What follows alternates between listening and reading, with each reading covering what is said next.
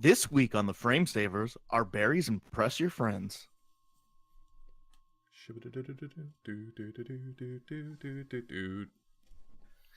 This is episode 70. Yes, 70 of the Frame Savers podcast. We are a retro video game podcast that focuses on speedrunning. Speedrunning is a hobby where we try to beat video games as quickly as possible using whatever tricks, glitches, and strategies we have available to us. And this week we are going to be talking about a new game. It's not retro, but it's retro inspired. It's retro Celeste, enough. It's retro-ish. Celeste, really fun game. You can play on your Nintendo Switch, I assume also on Steam or something. Really cool game. Really excited to talk about that. But before we dive into that, how you been doing, Chad? I've been good. I've been playing a lot of games lately. Still stuck on PUBG, so sorry about that. No news there. I played so well in the A Link to the Past tournament that they said it would be unfair for me to continue into the bracket stage. Sure, I noticed that. So, out of kindness to the other competitors, I decided to let some other up-and-coming A Link to the Past speedrunners to be participate. I'm saying the next round out. Yeah, I thought that was only fair. Help. You want to get other names recognized out there. You don't want just the focus to be on you. So I've had the limelight. Okay, I'm a dying star at this point. All right, other people are up and coming. I'm fading to black, and that's okay. I see the curtains coming down. I know where I stand. I also played a bunch of La Mulana last night. It's blind for me, so don't spoil it for me in 10 days when you hear this episode. But I'm really enjoying it, and according to everyone in chat, they can't tell me anything that's going on. Well, because I'll ban them if they do. But also, I'm apparently doing very well, so I'm very proud of myself. Nice. I'm guessing it's a pretty cryptic game for you to not to be confident in that statement. Yeah, it's a puzzle adventure game that really just doesn't tell you what to do at any point. And according to everyone, I'm making great progress. I printed out all the nice comments and I taped them to the fridge. So Nice. Those are really keeping me going. The little bit I watched kind of reminded me of Legacy of the Wizard. Like you're just there's a lot wandering around all these different areas, not knowing what to do. Yeah, there's a lot of inspirations it takes from. There's a lineage of Famicom and MSX games that it draws from. But it's a really cool game. Who knows? Maybe we'll talk about it eventually in the podcast because it's definitely heavily retro inspired. But Nice. For now, Celeste, what are you up to, John? Well, I've been doing the Link to the Past tournament as well. I'm moving on. However, I would say my performances have been subpar up to this point. So I'm hoping to put up a good run coming up. I'm gonna be facing Link Orange this week. So if you're listening to this on the podcast, obviously I won, and probably won the whole thing. You gotta call your shot.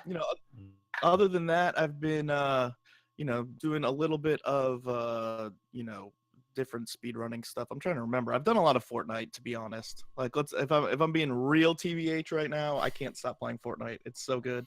But I've been doing Link to the Past in between that, and I have Super Mario Land. I did some Super Mario Land runs, trying to get a sub 14 in that, sub 13 eventually. Definitely. So it's been a lot of fun. But the Fortnite disease has spread to me, and I've talked to my doctor, I've talked to my friends. I'm trying to get it out of my system, but it's too hard. It's hard. It's addiction, my friends. So what have you been up to, TGH? Oh yeah. Really nothing but Celeste, some Link to the Past randomizer. Of course, I'm in the tournament as well. Nothing the but NMD Celeste. tournament. He beat me in Link to the Past tournament. He's like, oh, I don't even remember that. It was like brushing a fly off his shoulder to him. He was like, I didn't remember that. I'm also in the Link to the Past tournament. I actually got lucky. I'm getting a bye the first week because the person I was supposed to face dropped out of the tournament. But other than that, just like Celeste, I learned a new category in Celeste recently. All red berries is fun. 100% is fun. Nice. All red berries is probably the best category I've learned, honestly. Oh, really nice. Much more work to be done on that. Maybe pushing for a sub-hour time soon, but that's a little bit ambitious. Yeah, not too long ago, you also did that super long category, right? The 114%. Yeah. That needs some work too. Maybe sub 7 soon. I'm just kidding. I'm never running that again. But but yeah, so that was fun as well. That was a blast of a run. Everyone has a price, TGH. You don't know what your price is right now, but I assure you, everyone has a price.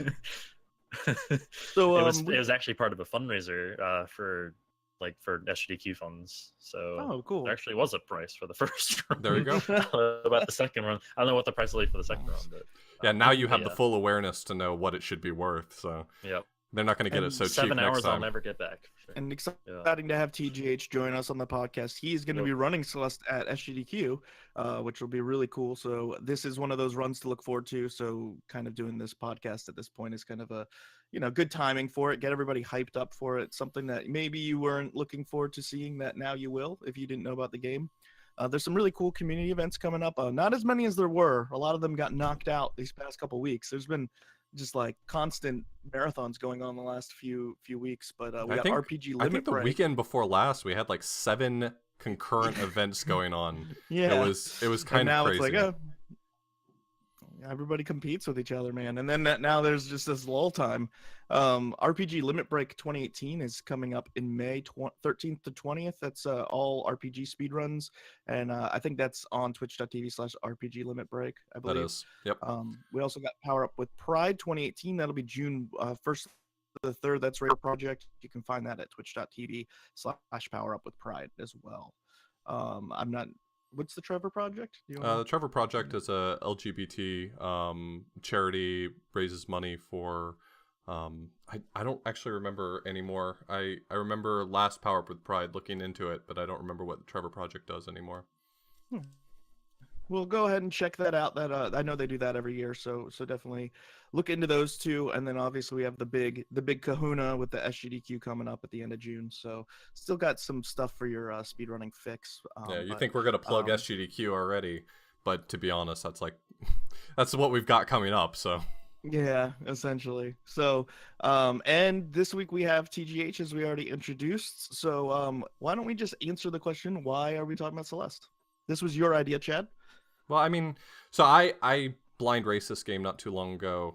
Well, I mean, by not too long ago, I mean when it came out, so like 4 months ago. But I blind raced it with Tina Hacks and a few other people, and we just had a really killer time. And it's been really fascinating watching a game that is so obviously built around the idea of speedrunning. Watching the speedrun scene kind of blow up, especially with the rivalry between TGH and Yoshi Pro, fighting back and forth for the world record for a little while. Yeah, that's awesome. And I had heard of this game. I knew a lot of people really liked it. I know Grand Pooh Bear was a big fan. I know you and Tina played it, and a lot of people were actually looking forward to its release.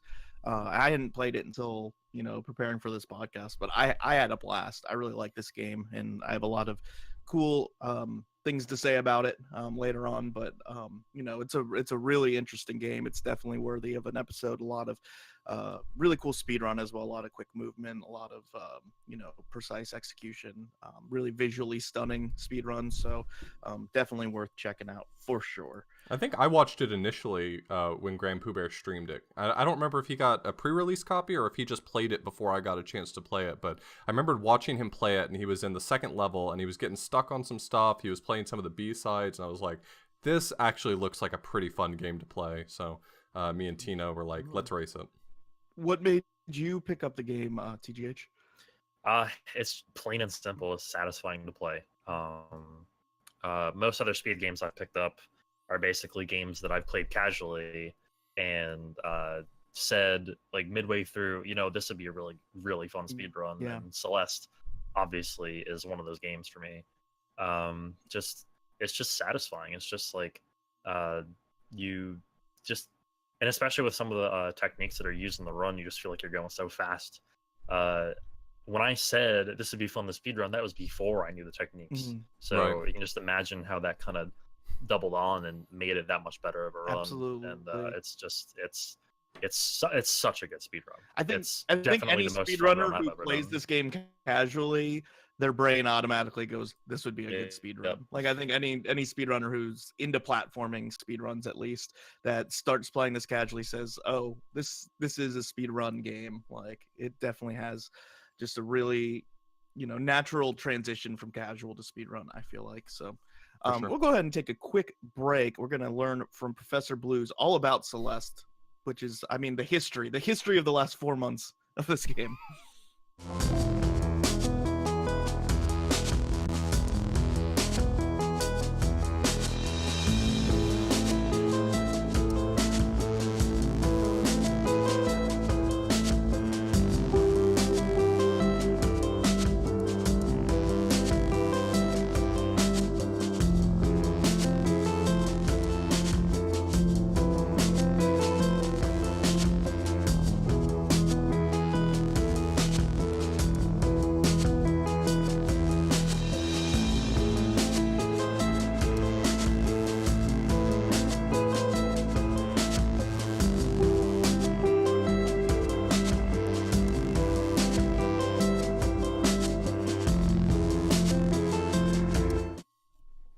So I think one thing that a lot of people may not be familiar with, you've seen Celeste being played a lot recently. People have been really getting into it, both casually. A lot of streams around the time of the game releasing were just eating up Celeste, and then now, as with a lot of games, it's sort of fallen back to the speedrunning community, keeping it alive and keeping it running and producing that content. But I think one thing that a lot of people may not be familiar with is sort of the background behind Celeste. So the game originally came from Celeste, what is now referred to as Celeste Classic, but it was produced in 4 days for a game jam called P8 Jam #2. This was a game jam that was focused on creating games for the Pico 8 platform, which is a virtual machine that was designed by Lexawful Games for implementing like these really simple games. It doesn't allow you to have a lot of lines of code. You're only allowed to have a certain number of graphical assets. You're only allowed to have a certain number of sounds or music. And so it's supposed to be a very basic platform for being able to design games. And Lexawful produced, at least to my knowledge, only 2 game jams to date. And the second of which had Celeste in it. It was produced in 4 days just by 2 people, and surprisingly, it didn't even win the game jam. It didn't get first or second place in the game jam. All I could find from the results page were who took first and second, because it's rated based on their bulletin board system, like who gets the most favorites ends up winning the game jam. And nowadays, people have gone back and found the game and given it likes, so it's completely weighted incorrectly. It doesn't reflect it anymore. But all I could find was that first and second place were awarded to 2 other games. So we gotta talk to them. P8 Jam 2. We need better naming than that. Maybe that's why. And they're picking the wrong game too. Maybe come on. You gotta brand yourself better than that. P8 Jam 2. Well, it's based on the Pico 8 platform. It's this really cute system. It looks like it's this really old mainframe style computer. It's got this really small resolution window with very bright colors, but it's just a virtual machine. Sure. And they created. It's called Pico de Gallo Extravaganza. Now you think that would really blow it up? Yeah, you got my attention now. Okay, all right.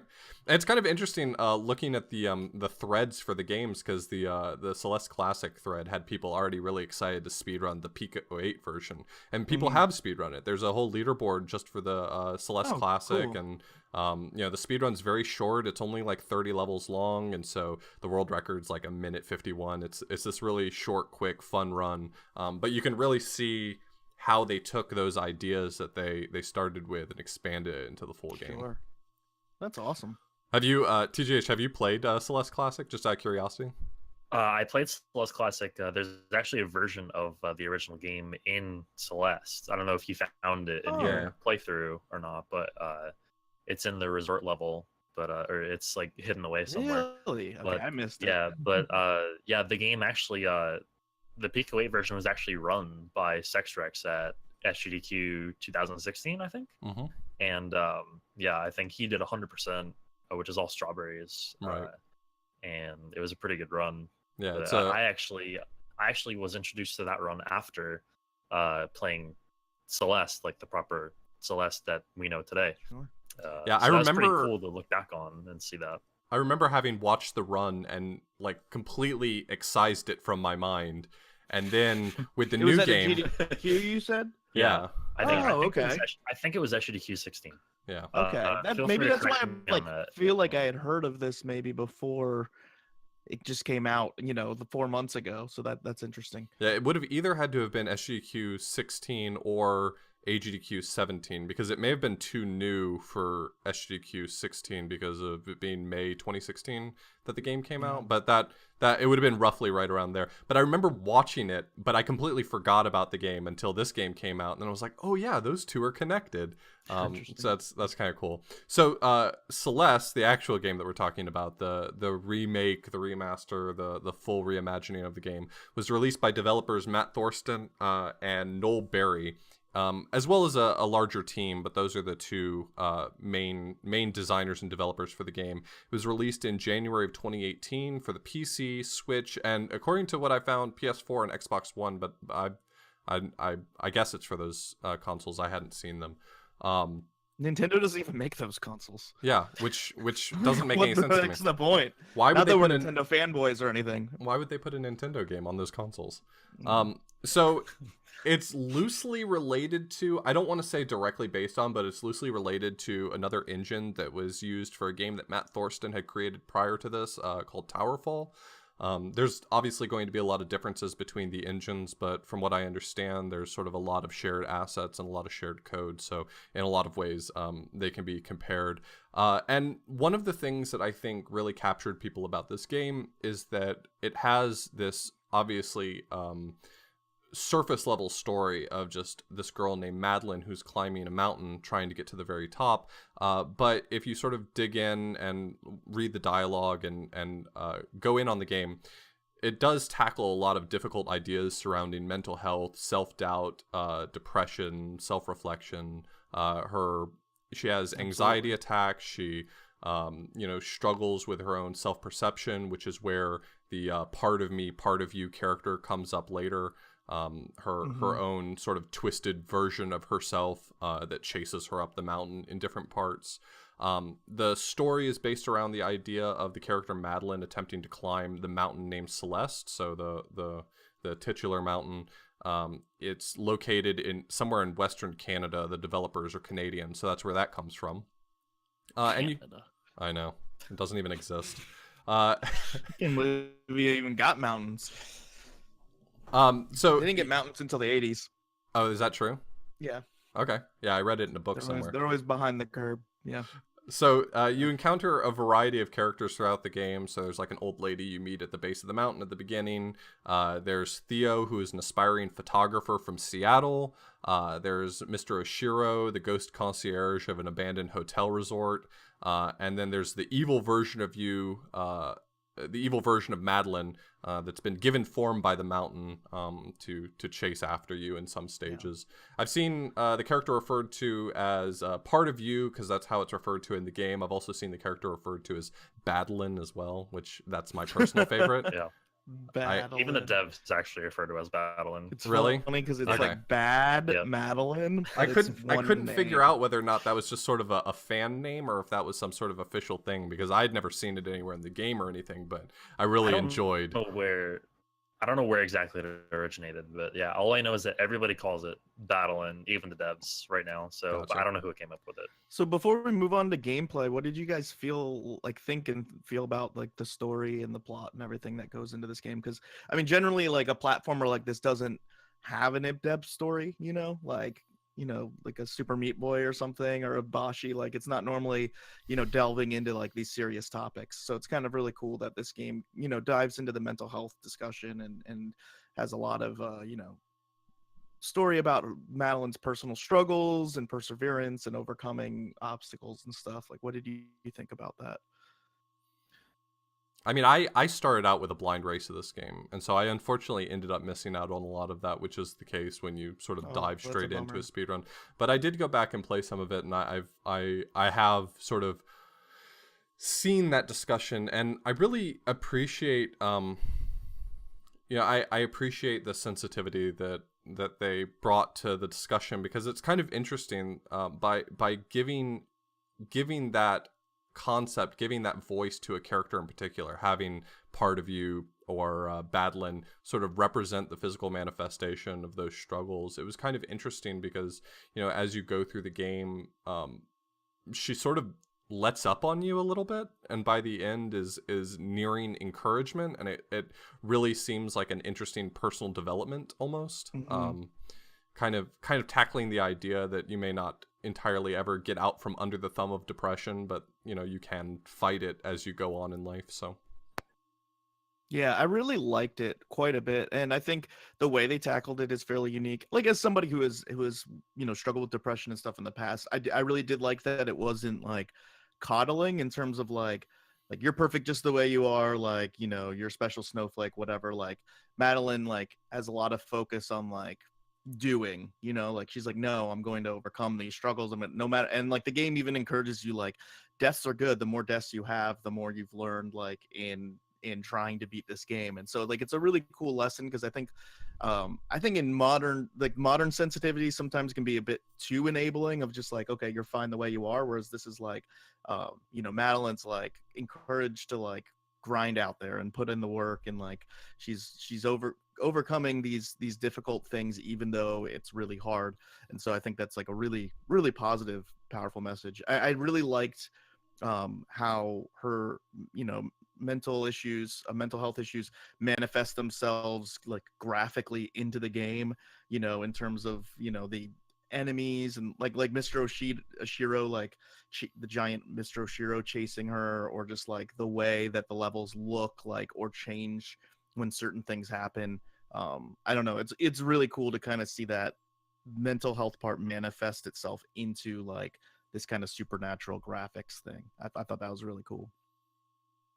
Yeah, I thought another sort of interesting approach to it was just the fact that, we don't see this a lot with typical retro games. I mean, they're not really trying to tackle anything or send a message aside from like Bronchi the Bronchosaurus, who wants to teach you about how to use your inhaler or something like that. But Captain Novolin. yeah, he wanted to teach you how to use your insulin, so you don't have diabetes. Or I learned a lot from that. But it's kind of interesting because I feel like a very difficult platformer in this style lends itself well to sort of teaching that same lesson of, it's okay to fail, pick yourself back up, you can learn from your mistakes, you don't have to just accept failure. It's interesting because in a way it feels like it shouldn't be, but it does. The genre lends itself to this sort of discussion absolutely. In a way.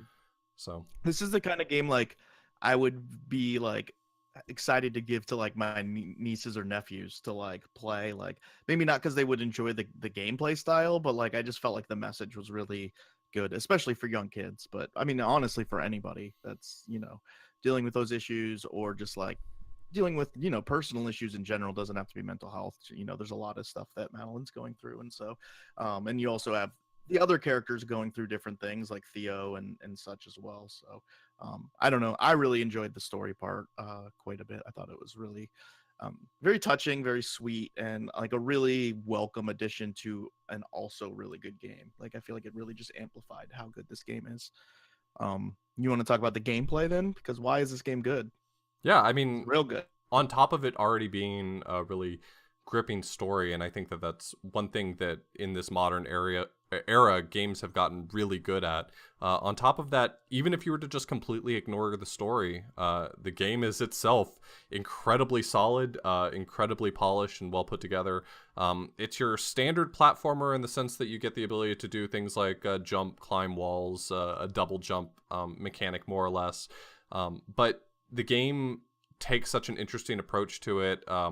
You get the ability to dash in midair, which the game teaches you as almost a story element. You get a lot of these mechanics that are introduced throughout the game that keep the game from getting stale. So, in the first level, you're introduced to these moving platforms and these recharge crystals, which you'll see throughout the game, where if you touch them or break them in midair, then you get an additional air dash, and you can use that sort of chain air dashes.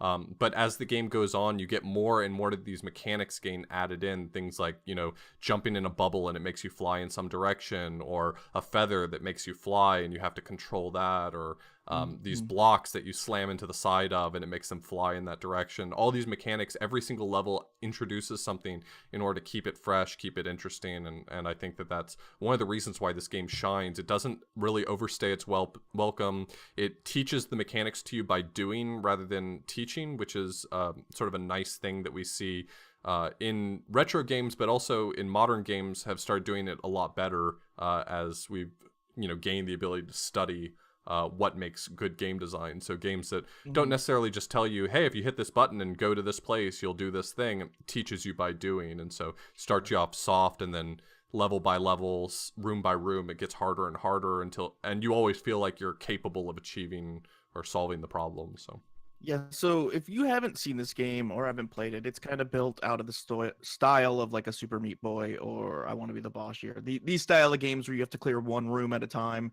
and when you die, you restart right at the beginning of the level. it does, like Chad said, do a really good job of not needing a tutorial, but naturally training you into how to play the game through its own level design, its own puzzle design. I think that's really great. But it's also, I think, compared to those other games, it's a lot less trolly. Like, I feel like all of the challenges and all of the puzzles in this game, because like those games don't necessarily appeal to me too much. Like this, you always feel like you should be able to clear the room, and you don't feel like the room is doing something like throwing like death spikes at you like that you didn't see, or making you do blind jumps, or giving you this unbelievable pixel window in order to hit something. Like, I think a lot of those other games can be built off that kind of design, whereas this game does feel much more fair. And so like it doesn't get frustrating. It didn't get frustrating to me, at least, for me to have to retry a room even for several minutes, because it always felt like the room was fair, and I was either not figuring something out. There were certain rooms that I just didn't understand a mechanic, and that's how it taught me, or I just wasn't executing. But I don't know, it feels like a lighter version of those, but like almost in a way that makes it better designed. I don't know. Yeah, I really felt like the fairness was really a big strong suit of the game. Yeah, the game strikes a really interesting balance. It's very cerebral in the sense that usually if you're failing, you realize it's because you haven't really thought it through or figured out what the game wants you to do.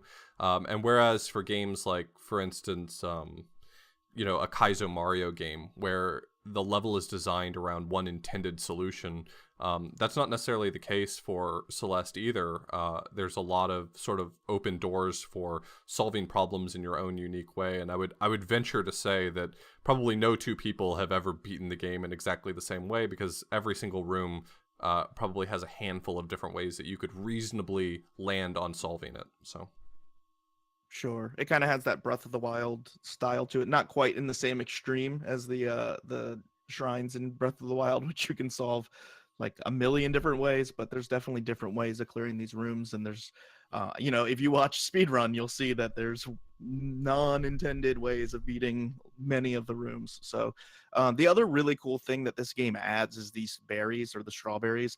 It's there are these hidden items throughout the game. I like it because like there's only like one item in the game. I mean, outside of like the cassette tapes that you can find, like there's only like one item. You're not getting a bunch of coins or health or whatever. And so like these items like become more special because of that, and they're really well hidden. I mean, the puzzles to try and get the strawberries, or the execution for the platforming sections for the strawberries, are always like more difficult than the ones for the standard part of the game that you need to move through. And they're always really rewarding to get, to be honest. I mean, I didn't get all of them. I was extra motivated because my chat decided to give me 20 bits every time I got a berry. So at the end of the level, they would tally up the berries and donate me bits. So like anytime I saw a strawberry, I would say 20 bits to Gryffindor.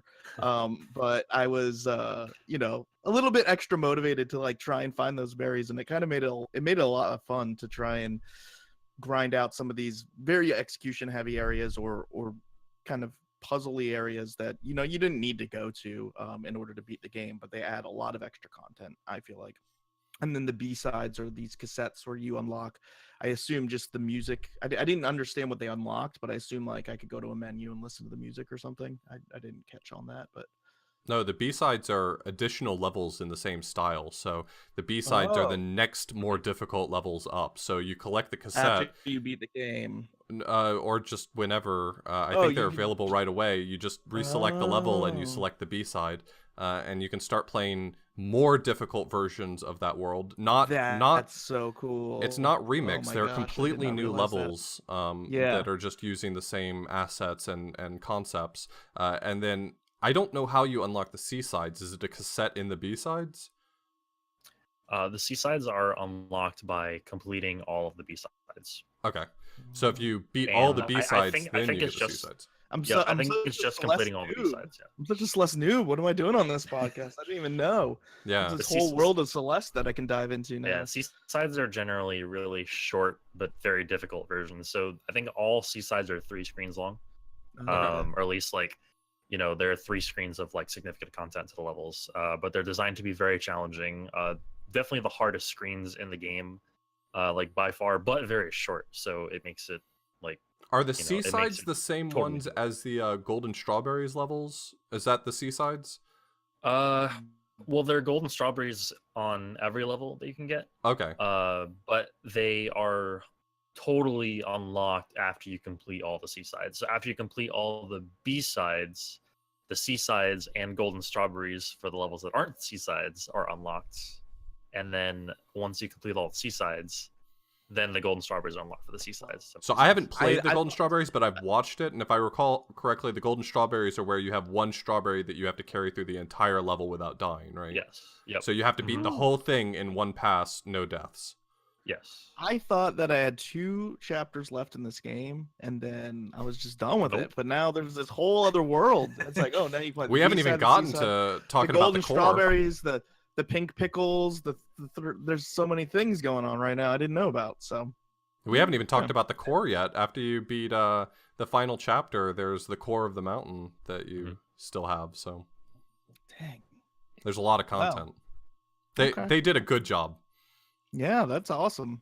I mean, it's only a $20 game, which is really awesome. Like, I feel like the content that I've played up to this point is definitely worth $20, but the fact that they added that much different stuff to it as well. I mean, I think, a lot of people expect a certain number of hours of gameplay for their money, and just playing through the casual game. Probably, if you're going for berries and stuff, probably will take you like 8 hours or something. I feel like you plowed through the game, didn't read the story, and didn't have to go for the strawberries, but because you were doing a race. But it took me like 6 hours to beat the first 4 or 5 chapters. So Yeah, I was good intentionally amount of skipping content. strawberries, and it took me about 4 hours, but I've gone back and looked for strawberries, and I still haven't found them all. So Yeah, the timer's still going for me in Yeah, terms some of... of- really tricky. because it Yeah. really adds up to the time. Like, you go into a strawberry room and you might be there for an extra 5 or 7, 8 minutes trying to get that strawberry. There were and, only a like, few you got 10 times strawberries. a level, and There were only a few strawberries I encountered in my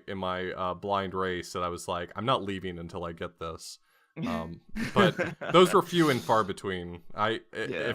If it helps, I lost the race because of it. But Yeah, I recommend not blind racing this game because Yeah, of that. I Like, would do recommend really the think same. this is a game that is probably very fun to speedrun and play fast, but I think your first experience should be like enjoying it at your leisure. Mhm. It seems like, and I'm really glad that Chad told me that, so I didn't blind race somebody on it, because I can definitely see the benefit of being able to just kind of get stuck in one room trying to get a berry for a while and not have to worry about Right. your time and stuff. Really fun.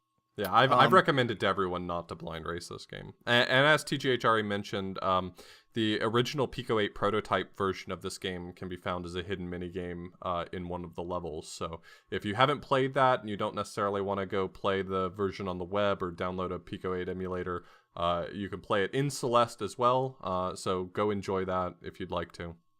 Celesteception. Yeah, play Celeste in Celeste. Celeste. Nailed it. So you're pretty close to the end of your casual playthrough, Yeah. and I know that you watched the last few worlds for the purposes Yeah. of the podcast, but I think this game has a really interesting progression. So the blind race was very fun because if you look at this game being played, it can seem very linear, but there's definitely a few areas that are anything but. So things like what is the name of that world? The Reflection Hall or Reflection... Mirror that whole- Temple. Mirror Temple. So Mirror Temple, yeah. that place is very non-linear, and it's easy to sort of like get swept up with the idea of hunting down how to actually navigate that place, and in the process of hunting down how to navigate it, you probably are going to run across strawberries you're going to get stuck with. And so this game really does take a few non-linear twists here and there, encouraging you to explore, encouraging you to find new things. The game all throughout is encouraging you to explore, because sometimes you'll find little hidden passageways or hidden doors that will take you to a room with a strawberry in it. And the game, despite telling you explicitly that you don't really get anything for collecting the strawberries, it's just used for impressing your friends. I don't know, I felt like the game did a pretty good job of making me feel proud of myself as I collected strawberries, even to the dismay of my death counter. In the same vein, the resort does the same thing, kind of, where after you clear a section, it clears out part of the clutter of the resort and kind of unlocks different areas. So you're constantly kind of backtracking and seeing different areas that may have unlocked because of that. So kind of just wanted to follow up similar kind of situation. Yeah. So the reception for this game has been pretty much universally favorable. The Metacritic scores were like 87 through 94, but I can't find any individual scores that were below like a 9 out of 10. So this game has been very well received, and honestly, I think deserves it. It's a fantastic game. I had a great time playing it. I've definitely recommended to people not to speedrun it as your first playthrough, but I personally am heaping on the praise as well, so hopefully Metacritic heard me, and that's where some of those points came from. Oh, they definitely listen to the podcast. They're all, they're basically we're in their pocket. Do you think there's going to come a day we're where in their pocket? Do you think that there's going to come a day that the number we give a score is going to play into Metacritic? I'm not saying I want that. I'm saying that okay, it's already happening. There's developers listening to this podcast saying, well, if they didn't like that game, we're not making another one like it. Not if TFS isn't on board. That's what they're saying. So we'll go ahead and take a quick break, listen to some of this amazing Celeste music, and then we're going to go through our standard ratings.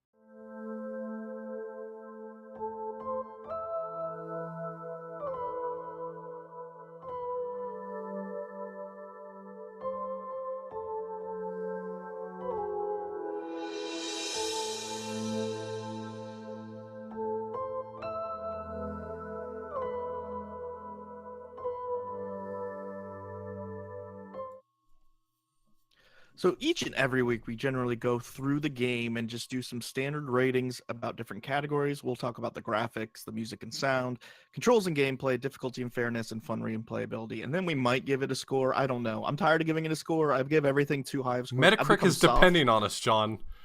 I've become soft in my old age. We keep reviewing these really good games. What happened to the days where we reviewed the garbage of the world and it was so easy to just be like, yeah, it's like a 3. Now it's like we're doing all these 9 out of 10 games. It's so frustrating. Well, we're getting these all out of the way so that we can go back to the sympathy for IGN. I'm getting sympathy for IGN and the fact that they give so many games good ratings because there's so many good games out there. I noticed you dropped the spiel that you give at the beginning of it, where it's like, "This isn't IGN. We use we use the full 0 to 10 to give ratings. We don't say that anymore because it's going to be a 10." Yeah, I'm a bad person. We got paid for it, so we've got to give them a 9. We did do the McDonald's games, and I'm pretty sure I didn't give any of them high ratings. So, although no, I gave McKids a 7, and it deserves it. So, anyways, the graphics of this game. What do you guys think? I mean, it's heavily stylized, so I mean, we're talking about pixel art here, but despite how simple it is, I think that it does a good job at communicating what it's trying to communicate. I mean, Madeline is made up of fewer pixels than even your average Game Boy character, so I don't know. Mm-hmm. I don't really know which direction to go with this. I like the art style, but I also accept that it's intentionally incredibly basic. So It's kind of strange that it's a combination of basic and like some of the backgrounds and stuff are actually fairly more detailed. Like it's strange to me, and I don't know if it's an intentional mechanic, maybe like tying in with the story. That Madeline's sprite of all the sprites is kind of the most basic. Like there's very little detail. You can't see her face. You can't see really any detail to her whatsoever. I don't know if that's an intentional decision. I don't remember. Is the Madeline sprite just a color swap, or is it more detailed? It's more detailed for sure. Slightly more detailed. Yeah. Okay. She's got like red eyes, I think. Yeah, Okay. there's And like then eyes sprite. and a mouth and stuff Yep. at least, but I mean, it's also pretty basic, of course.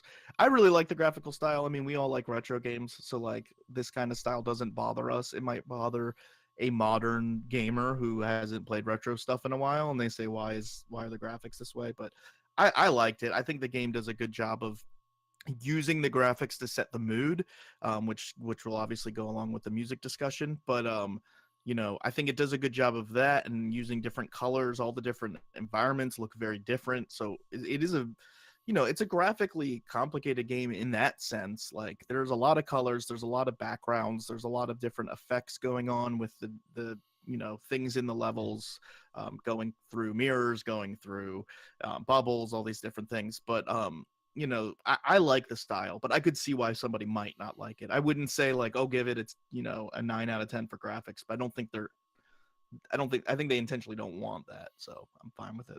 Yeah, the art You assets. mentioned a lot of different. Oh, sorry. No, go ahead. Okay, you mentioned a lot of different art styles, John. I actually especially like the implementation of said art styles is very unique as well. Like for instance, you'll notice a lot of games like have sort of the simplified HUD or not HUD, but the simplified like hub where you choose a level.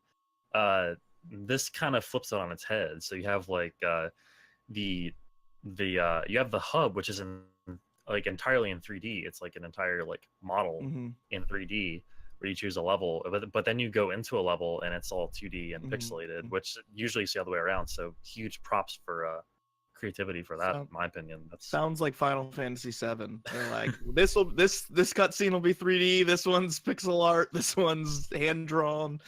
Yeah, there's a lot of variants. Like so, like when you're having dialogue, you actually have like a full art image. Cutscenes have full art. It goes all over the place, but I think it does a great job. I mean, the art assets in the levels themselves, so you know, things like platforms and walls and things like that are gorgeously detailed. There's no shortage of that, despite it being pixel art. In fact, Madeline is probably the lowest resolution thing on the screen at all times. So. Yeah, and I think that must be some sort of intentional tied together with the mental health issues and her like struggling with self and all that. It's got to be, because like it seems pretty intentional that was the least detailed thing. Because generally, almost like I feel like basic video game design is like Game Boy games where the sprite is too big. The whole reason is because they wanted to make sure that the main sprite is recognizable and looks good, you know. That's usually the biggest focus for graphic design, and this kind of flips it on its head. And I find it interesting. I find it intriguing. I'd love to read if that what thinking went behind that, for sure. Moving on from the graphics, the music. Let's talk about the music. Let's just gush for you know, a minute or so. So the music's really good. Yeah, I think that this game does what we've been talking about recently, actually. So we talked about with Wonder Boy, for instance, a soundtrack that goes pretty seamlessly back and forth between more or less ambient sound and proper music. And I think it does so really fluidly. So you have some stages where you'll be just basically ambient sound, a little bit of music, but definitely nothing that you would even notice. And then the next stage, you'll have this really amped up power song that keeps you moving, keeps you going. You know, when you're climbing the mountain, when you're actually on the summit, and the music's just keeping you going and it's keeping you driven. You know, I think they use the music to great effect in that way. When it's a down tempo moment, it's down tempo music, and when it's an up tempo moment in the game, it's up tempo music.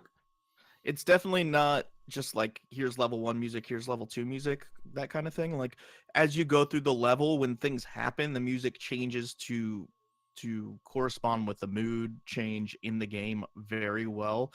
Like level 2 especially was like kind of the first time I think you see this, is like you have these mirrors and then all the mirrors break, or these things, these rectangular whatever, they change, like when you go to this mirror and it shatters and the music tone completely shifts, or like when you're getting chased by something, like or dealing with some sort of panic attack, like the music completely shifts into a really amazing way of displaying through music how those emotions go. And just the music itself is so good. Like level 2, and maybe it was level 2 and 3, but like level 2 was my favorite, I think. Like it could have been written by like Radiohead or Muse. Like it was like this grungy, dirty, hence like experimental kind of rock, and it sounded so good. Like I was all in when I heard that track. I was like, this is a good game. What do you think, TGH? I completely agree, especially with the music, the way the music develops as well. It's just like it gives you layer upon layer of the track, and you'll notice if you listen to the official soundtrack as well, videos on YouTube or whatever, or on Spotify, the whole album or the whole soundtracks on Spotify as well, and on those types of services. The entire track for a level is just one track, and it's all part of the same track, but it sounds completely different. Sure, because there's so many tonal shifts. There's so many like dynamic shifts. There's so many tonal shifts throughout the songs that like hit at the right time. So it like loops until you get to a certain point, and then it goes to the next part. And it's, I loved it. I don't generally, I'm not the kind of person that would actually listen to video game music like outside of a video game, but this is like definitely an exception to that. It's so good. The Summit, and I think, is the thing that does that the best. It like just layers upon, or it doesn't layer, it actually like switches. It just switches from one style to another depending on the level itself. Like the chapter 3 section of Summit adds a theremin to it, to just like the chapter 3 originally did. Chapter 2 adds that arpeggiated synth or whatever, just like the original chapter 2 did. It's really nice. It's just like it's very, very well thought out, and shout outs to Elena Rain, the composer, for that. Yeah, I think it's also, I mean, as a musician, like I just really appreciate the good music and like some of the stuff that I would actually listen to that I don't normally hear in video games. But also like I think it's a really good decision that they didn't go with like a chiptune style. Like it's almost like they made the graphics like more transparent so you could see the music better, if that makes sense. Like it's almost like they made the focus on like the music being HD, high quality, whatever, and the graphics kind of taking a backseat to that. I don't know.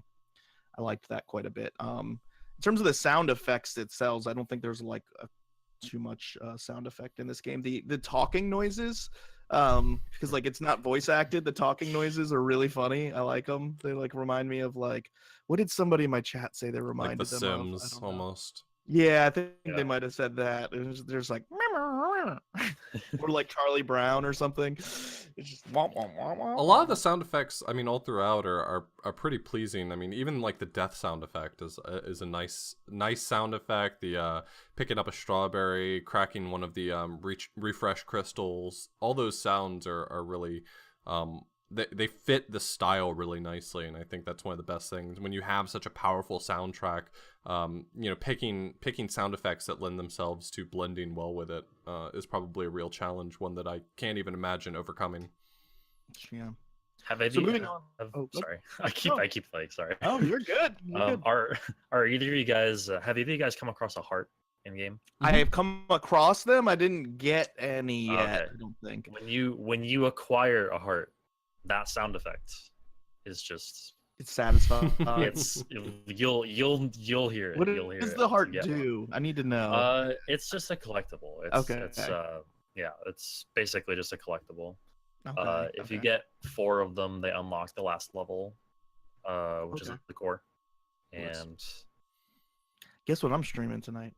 Celeste. Controls and gameplay. I think this game controls really well, personally. It's built on its controls. Obviously, it's built on its physics. All of the puzzles go together very well with it. It's hard to get used to some of the different things that you might not have experienced in game, like holding the L button to grip a wall. There are so many times where I'd like platform to the correct wall and forget to hold L. My And finger slide actually right off ended it. up Like, I'd getting get, tired. I just held L the whole time and me had to too. Yeah. I just had to stop holding it. I had to be like, okay, you have to let go of L now if you want to fall. Yeah, it was like it would be like you'd get through like 2/3 of a really difficult room and just like hit the wall that you were trying to hit and then forget to hold L, just slide right off of it, and you're like, oh yeah, I need to hold L. So then yeah, I did the same thing. I'm holding L the whole time and my fingers getting tired.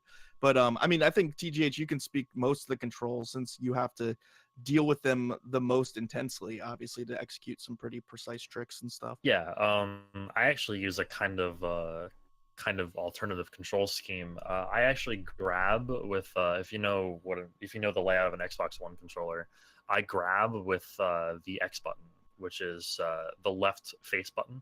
So I jump with A, dash with B, which is the right face button, and grab with the other face button on the left side, which is just the way I learned how to play. I actually based the controls partly off of Link to the Past, since that's the other game that I speedrun.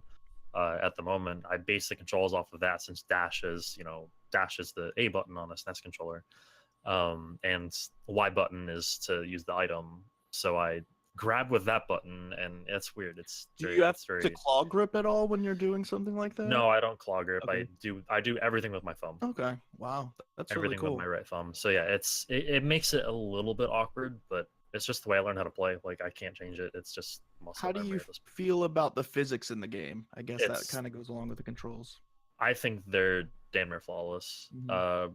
The physics are very, very like workable. They're pleasing. Mhm. You know, they're just it's very fluid, very, very fluid. The way the way Madeline controls. That's part of the reason why I decided to speedrun. Just, at first, any game you play, it's awkward. It's awkward to control the character just because of like nuances in Yeah. physics Yeah, and stuff like that. But like once you get like midway through a game, give or take, that's when you start to really get used to it, for sure. and then you start to say like, I could see myself speedrunning this. Yeah, And that was before I learned all the speed tech and everything, which adds a completely new layer of physics to everything, and makes everything that much more dynamic. And it's just very, very, very satisfying. yeah, for sure. I would I say think that we one probably- of the strengths of this game, though, like I mentioned earlier, was that it teaches you without teaching you. So aside from right at the very beginning of the game, where it tells you here's how you dash in midair to save yourself from certain death, everything from there on you have to figure out yourself. Even how to operate objects around you. I mean, I'm sure everyone's first time encountering one of those like giant rocks in what is it, like World 4, World 5. Figuring out how to actually activate it to start moving is non-trivial to figure out. So Yeah, I mean, I think for the most part, we've discussed the gameplay, mostly the whole game or the whole podcast, and that's because the gameplay is a huge strength of this game. It's a lot of fun, for sure. and the way the game is designed levels wise is, we don't need to go back into detail about that, but that is the strength of this game. The puzzles and the platforming is all very satisfying. And when you couple it with the music, obviously it's really powerful. The difficulty and fairness, obviously I'm learning all new things about the difficulty and fairness. I think the one strength of the game, before we dive into the additional stuff, is that I always felt like the game was very fair. We said that earlier. Like I never felt like a room was like trolly. I never felt like rooms were, overly difficult. Like they were difficult, but they were difficult in a way that like the game made it very possible to achieve. Like everything, all the failure was on my end, of needing to execute better. And like I think that's great. There weren't like trolley small pixel windows or blind jumps, death pits that like you didn't see coming or whatever. The one thing I would say that I don't I found frustrating in trying to explore is like you don't always know if you fall into a pit, if it'll scroll down to a new area or if it'll kill you. I don't know how the game could have conveyed that, but trying to explore and finding all the berries, I found myself jumping in a lot of pits just to see if the screen would scroll down, and sometimes it would, and sometimes it wouldn't. But other than that, I mean, the game is super fair and still also very difficult. But obviously, there's all these different modes and all these different sides, B sides, C sides I didn't know about. So, will you guys speak to it? I The think B sides and C sides actually teach you some of the speed tech later on in the run. Like they teach you the hyper dash, for instance, on core C. okay. They teach you the vertical hyper or the wall bounce in Summit B, which are both actually necessary to complete the levels. So it's pretty neat how they introduce that. I had always envisioned it as being just emergent gameplay. I just thought it was, a neat manipulation of the physics engine, but that's actually intentional game design. I think it's kind of both. Okay. I remember them talking. I remember the devs talking, saying that like the implementation of the existence basically of the hyper dash or the jump dash or whatever isn't necessarily intentionally coded, but they found it and left it in Okay. and built some of the game around That's it. So really neat. So they found for it doing and that, realized yeah. it was a cool physics. So they said, "Well, why don't we build some rooms around this ability to do this?" That's really cool. Yep. I think that's like, I feel like most game companies would be like, "Oh, well, let's remove it or just leave it in," but they're like, "Hey, well, why don't we, create something new to adapt to it?" That's really cool. I think one of the other things that makes this game feel a little bit more fair is that everything pretty much feels self-contained. There's very few rooms in the game that are much, much larger than just the size of your screen. And so everything's fairly well self-contained. And if you make a mistake, you don't tend to lose a lot of progress, which I think is really the biggest piece of the puzzle is That's a that great point. I'm less frustrated about losing one room worth of progress versus losing, the last 20 minutes worth of progress. So that's definitely a big that's thing. a great point. All the really large rooms are generally kind of like hubs connecting different corridors that you go through to get to a bunch of these smaller rooms that are more puzzle based. But like the bigger rooms are generally like I'm thinking of like level 4 where you're hitting all the different lights. Like it's dark, but if you hit the lights, it gets brighter. There's a lot of really large rooms in that, but those aren't really the puzzly rooms that you're dying in. Those are like kind of where you're traveling to explore to find just transitioning from one place to another. So it's really nice that they didn't make you like you said, you only lose one room of progress. It's a lot easier to handle. So rather than having a difficulty mode in this game, I think they approached it from a really nice sort of accessibility standpoint. And there's actually an assist mode in the game. So if you pause the game, there's an option to select assist mode, and it will actually allow you to turn on how many air dashes you want. I don't know what the other features are, though. It's like movement speed, like jump height, things like that. It's invincibility. You can give yourself infinite dashes. You can slow down the game if you want. Right. Has Did anybody considered speedrunning it where you get infinite dashes? Yeah, that's been considered. Okay. It kind of makes for not a boring speedrun, but a less dynamic one. Sure. Yeah. Absolutely. Although it's interesting though because hyper dashing is actually faster than dashing. Yeah. So like it wouldn't make a lot of sense to just like dash through the air. Sure. And avoid enemies or not enemies, but like avoid obstacles. Although it makes sense for some rooms, but it just wouldn't make it as dynamic of a speedrun as it currently is without persistence. For sure. Yeah. But I think that's really nice, if you're feeling challenged in the first level, just something as simple as slowing down the room 25% or giving yourself one additional air dash could be the difference between being able to enjoy the game. And we're in sort of an era of games becoming more and more difficult and games sort of defending that position by saying, it's just sort of our artistic design and we have a right to make our game however we want players to play them. And it's kind of nice to see more games these days moving in the direction of saying, beat it however you want to, if this is how you want to enjoy the game. If putting on invincibility makes you more likely to have fun, makes you more likely to finish the game, then turn on invincibility. Who cares? Sure. It doesn't change other people's ability to enjoy the game for you to turn on invincibility. And so I think it's a nice touch. It's a nice sort of move away from this almost elitist need to preserve the artistic integrity of the game in terms of its difficulty. Yeah, I think it ties well together with the kind of the whole ethos or like message of the game of like, you know, all the self struggles Madeline's going through, overcoming obstacles and all of that. It's like the game encourages you to try harder things, but like doesn't force you or judge you for not doing it. I don't know. It seems like I mean, I think that's why it unlocks the B and C sides, like kind of to tell you like, hey, well, why don't you try, you know, even harder to do something. But like if I wanted to send this to like a niece or nephew or something like that might not have the chops to beat it on the standard level, you know, it would be cool for them to kind of start out in assist mode, and maybe they would love the game enough to get better at gaming, you know, to get better at those different platforming sections and stuff. I think it's a really cool touch to the game. Yeah, I think so. Someone in the chat just mentioned there's specific verbiage in the game, though. It specifically mentions assist mode says that it's not the intended experience, which I think is fine. I think it's fine to sort of articulate that you are playing a different game at this point, but that you should enjoy it the way you want to enjoy it. That's why we had Game Genies when we were kids, right? That's true. Like a game that like, because some of those games were way too hard and so, or cryptic or whatever, and so you just like put in the unlimited code. Like, you mean the whole I enjoyed Nintendo Contra era? a ton as a kid.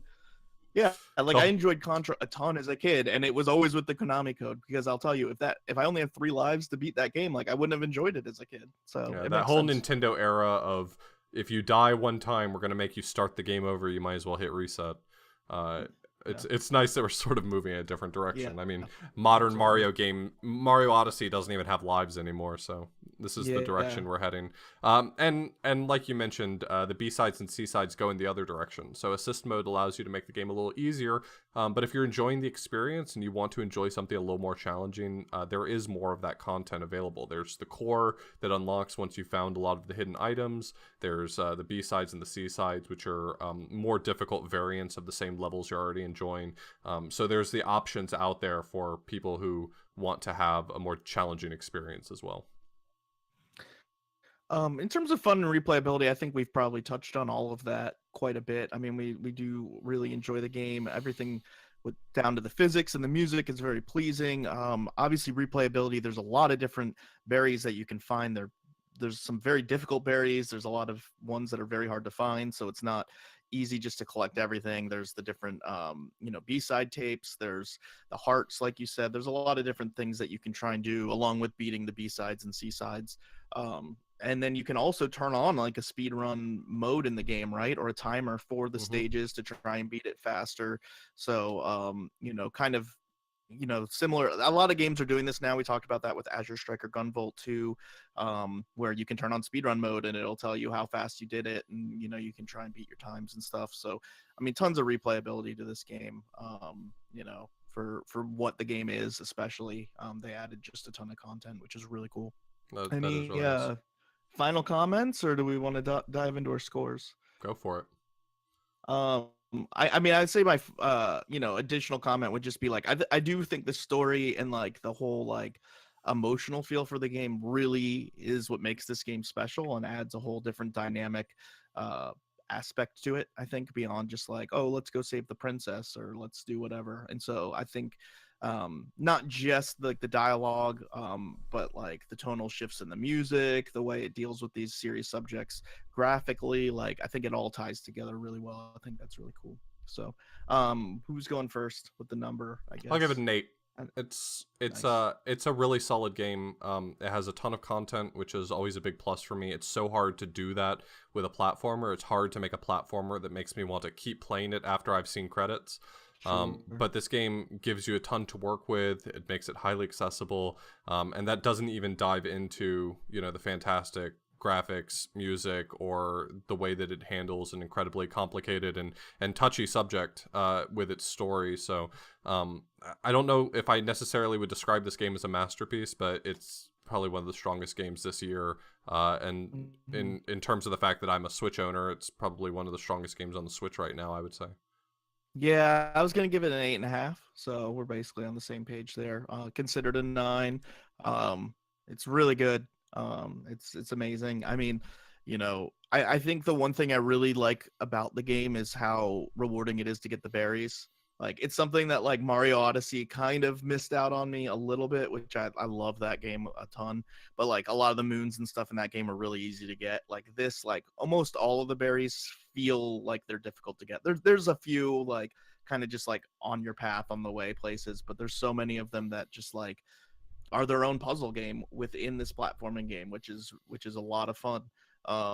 Along with the music, which I think is some of the best music use in a video game, and as a musician, just something I really can appreciate. Like, I really appreciate and enjoy.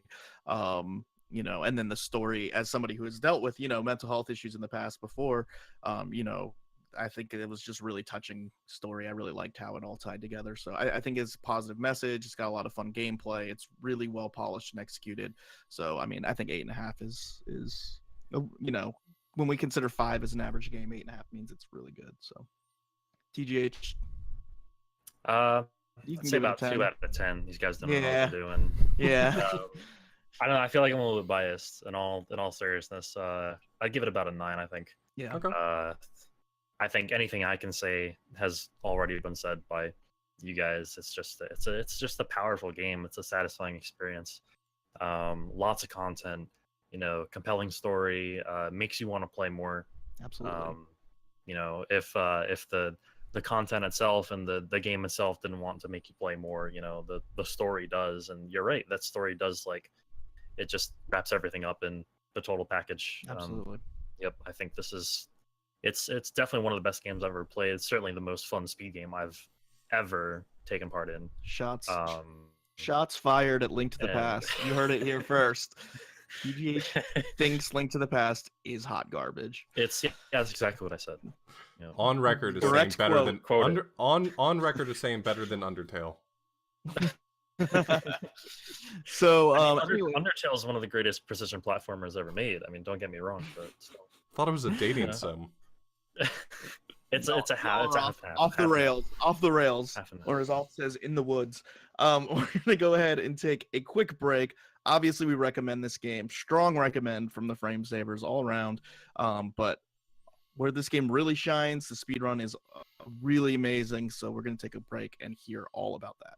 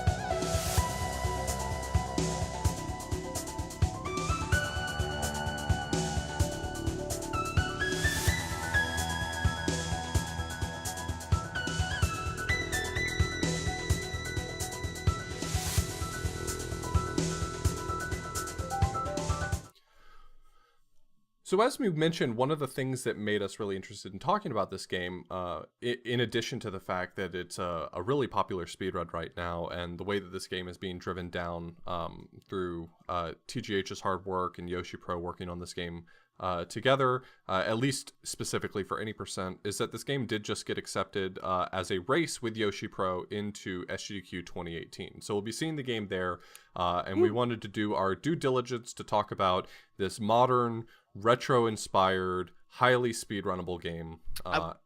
I would just like to say before you dive into that, if you all are looking for a couch, there's two guys who are pretty good about talking about video games who would love to help out with that. Just saying. That was shameless. That was beyond shameless. Don't lump me in with this. Don't put me into your bag of disgusting. Okay. So this game actually, we're talking about Celeste right now. Wow. Harsh words. A couch we will not be a couch we will not be invited to. So the categories for this game, obviously there's the main any percent, which just tackles the A sides of the first 7 chapters. Yep. Whatever the main chapters are. But in addition to that, there's the all hearts category, which all hearts does tackle. So there's a heart at the end of the B's and C sides, right? So that's A, B, and C sides for all the levels. Okay. Essentially, all hearts can be is kind of it's a synonym for all levels or all stages or whatever. All right. Basically, you need to get all the hearts in the A sides as well. There are hearts in every A side. There's a heart at the end of every B side and every C side. So it's basically all levels, but you have to get the hearts in the A side first too. And also you need to get all the cassettes in the A sides as well. So you can unlock the B sides, which then unlock the C sides, and so it's basically all levels except for getting the hearts and A sides. So there's a category called all red berries, which I feel like that's got to be a misnomer since there's a 114% category that gets an additional 25 berries beyond the 100%, which gets 175 of them. They aren't red though; they're golden. So basically all red berries is basically exactly how it sounds. That's called being gotten there, Author Blues. Yeah, I got Yeah. You got get all the red strawberries. 100 throughout all the A sides. They're only in the A sides. Okay. And so there's no red berries in the B and C sides? There are no berries at all. Except for goldens, which are just at the beginning. Okay. Okay. So that is basically all A sides then. So it's all A sides with the berries. Yep.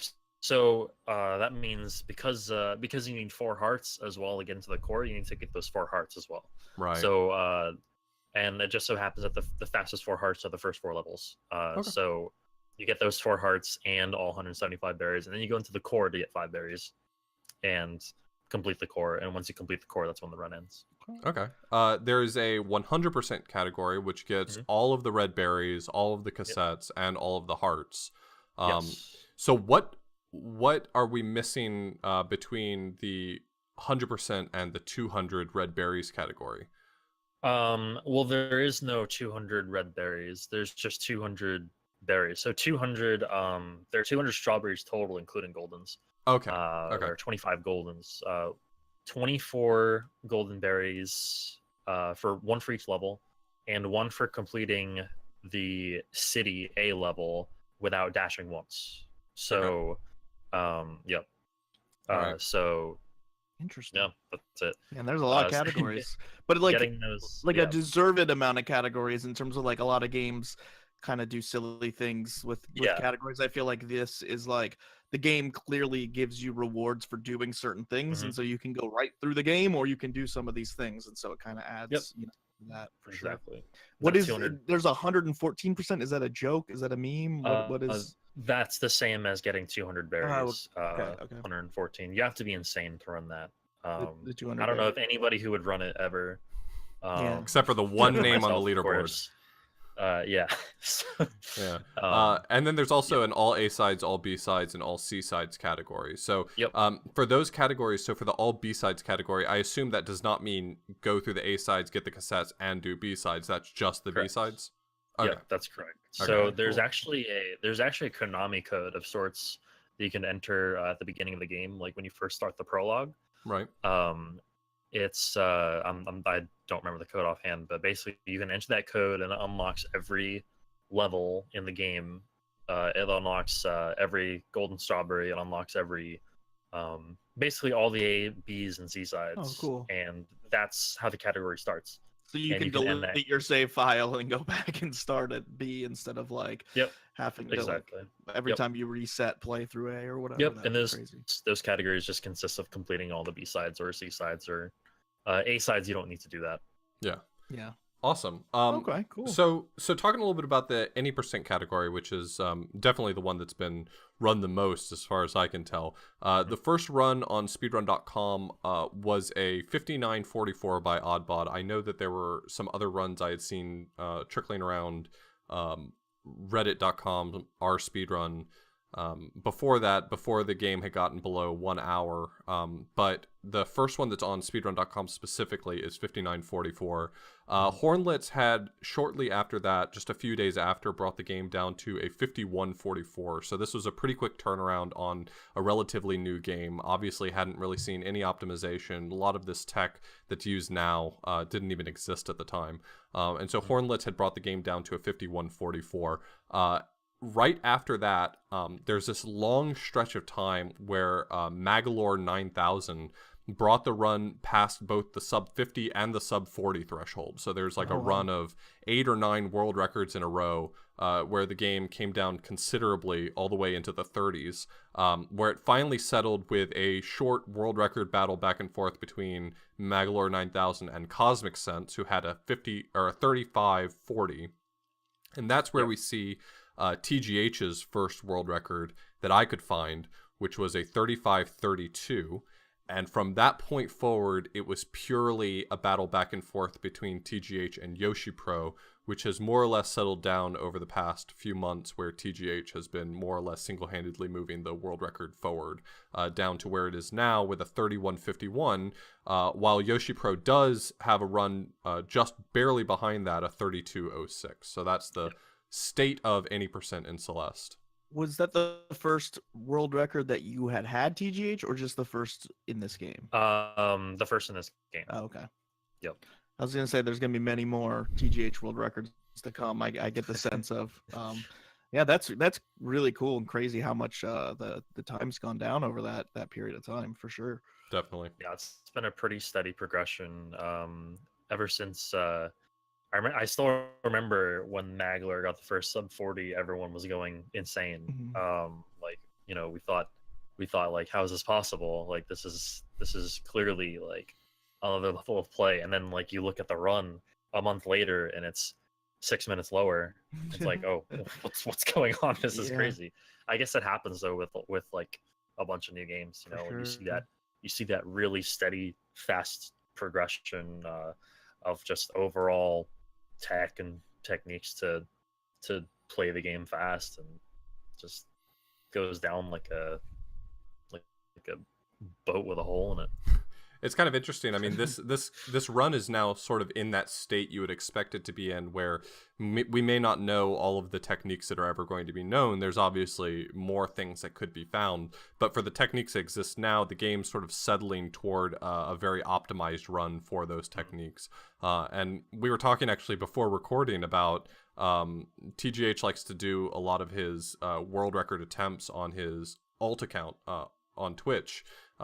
Because it gives him the ability to focus a little more. And that's kind of where the run is now. You know, any amount of distraction is probably enough to be able to prevent him from actually getting the world record. This seems like a tough game to stream and speed run, for sure. I mean, there's not like a lot of breaks or anything, you know, especially for you coming from Link to the Past, where you have like some pretty long parts where you just mash through, like in between dungeons, you can like catch up on chat and stuff. This game kind of doesn't let up for the whole 30 minutes. So I can imagine the pressure of trying to speed run it and entertain a stream would be quite difficult. It's 30 minutes of pure focus. It really is. I was astounded right before this recording. You were doing like what that had to have been like at least 5 hours of streaming.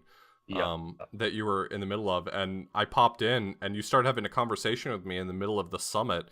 I'm like, what are you doing? Like, how can you look away for long enough to read the paragraph of text I'm posting? It's easy. Stop posting paragraphs of text in people's chats off.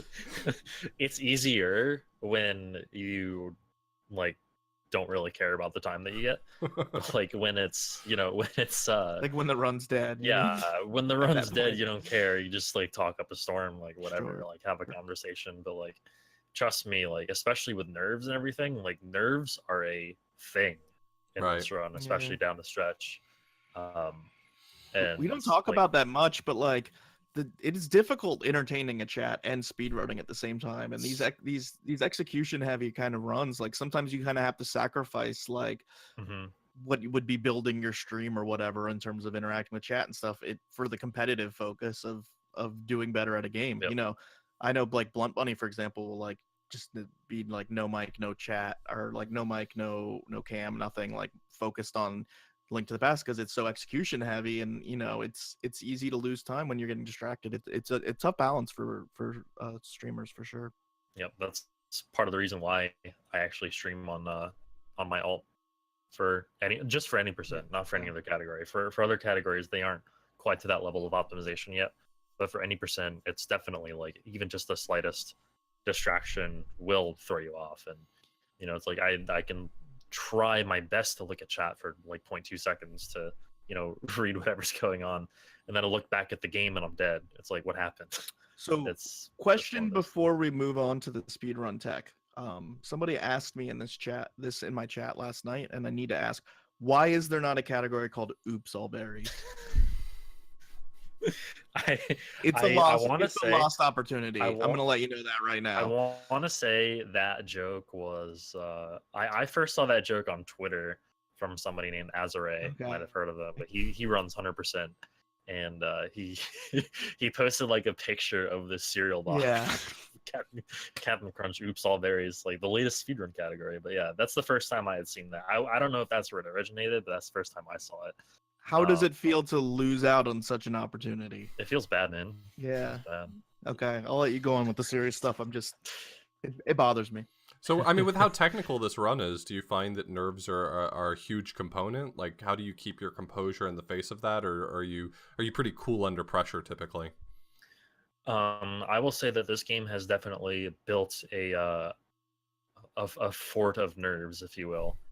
Sure. For me, in speedrunning in general, like the first couple of runs and like world record like pace going into the last level, it like I start shaking, you know, like I would actually start like physically shaking, which I've never experienced with any other video game, any other speedrun. So I had to learn how to deal with that, and luckily I did. And it just comes down to like to getting to that point, like getting to that point over and over, learning how to deal with it, adjusting to that pressure is what you need to do. I mean, they talk about that in other like competitive, like I know in Fortnite they've talked about that in terms of like when you're 1 versus 1 at the end, like how do you not let the nerves get to you? And it's like you need to get 1v1 over and over and over again until you're used to being in the situation where that pressure's on you.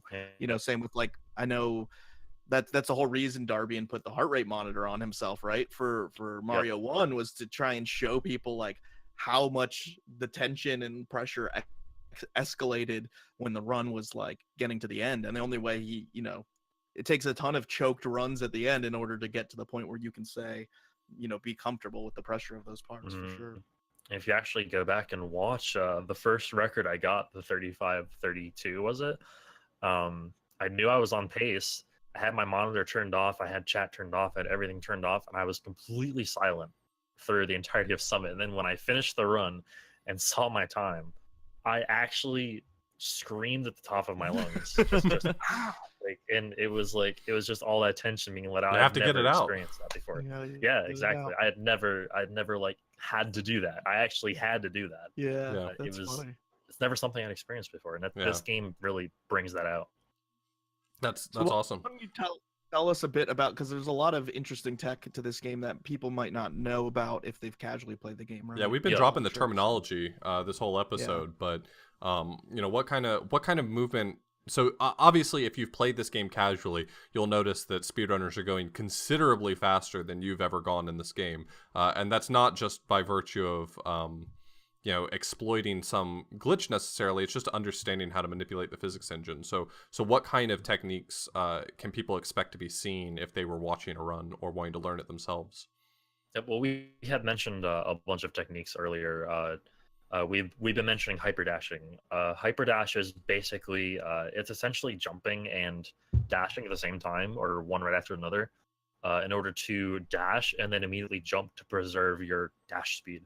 And this is done while crouching as well. There's a slightly alternate version called a jump dash or a dash cancel, which is a pretty common term for similar speed tech used in other games. But hyper dashing is the fastest way of actually traveling on your own momentum, like momentum provided by yourself. So it's like dashing forward, and then as soon as you start that dash, you jump, and it maintains that airborne. Yep, exactly. Okay. So yeah, you'll notice if you dash along the ground, you'll stick to the ground. Basically, like the ground serves as some like source of friction. So when you dash and then jump, your jump actually negates that friction. There's still some friction in the air. Like you still slow down. I think you slow down like 1 unit every 4 frames or something like that. Something stupid. But it's like it's a lot less of a cooldown than it is if you were on the ground, getting slowed down by the ground. For sure. There's also something called I call it a wall bounce. Other people, I think it's more commonly technically correctly referred to as a vertical hyper. It's actually taught to you in 7B, the B side of chapter 7, where you dash vertically along a wall and then jump off a wall, and you actually gain considerable height off of the wall. So imagine most anime name you could give to like a speedrun trick for sure. Exactly. So imagine a regular hyper dash. A vertical hyper is basically hyper dashing off of a vertical wall. That's really cool. Okay. That's cool. Yep. And so that gives you upward momentum versus the sideways momentum you get doing the typical hyper dash. Yep.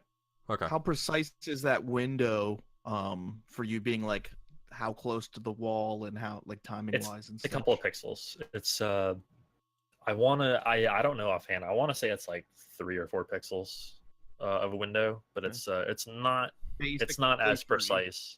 Yeah, so you don't need to be like right up against the wall or even on the wall, to be honest. You can actually be a couple pixels off the wall. Okay. But yeah, there's a bit of a buffer there. But interesting.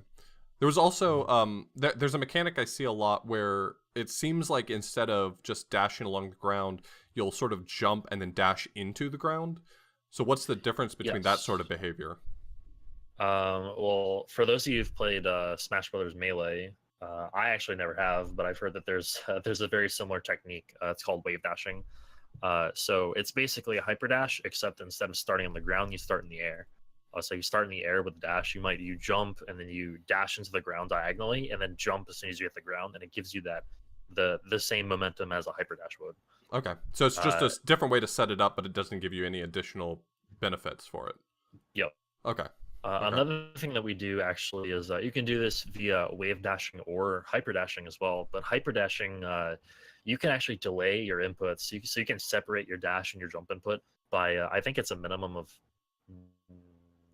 9 frames or something similar to that, or it's somewhere between like 5 and 9 frames. I don't know. It's just muscle memory for me, but so you can delay that input in order to actually get your dash back after a hyper dash in the air. So we can use that to go even further. So like we can use this to cross very large gaps. Wow. So for instance, there's a part in the first level, the city level for Second City, where you have to take a block, like one of the momentum zippers. You have to grab it, and it propels you across the chasm. You guys might remember that particular screen. You can actually just straight extended hyper dash over that pit. Wow.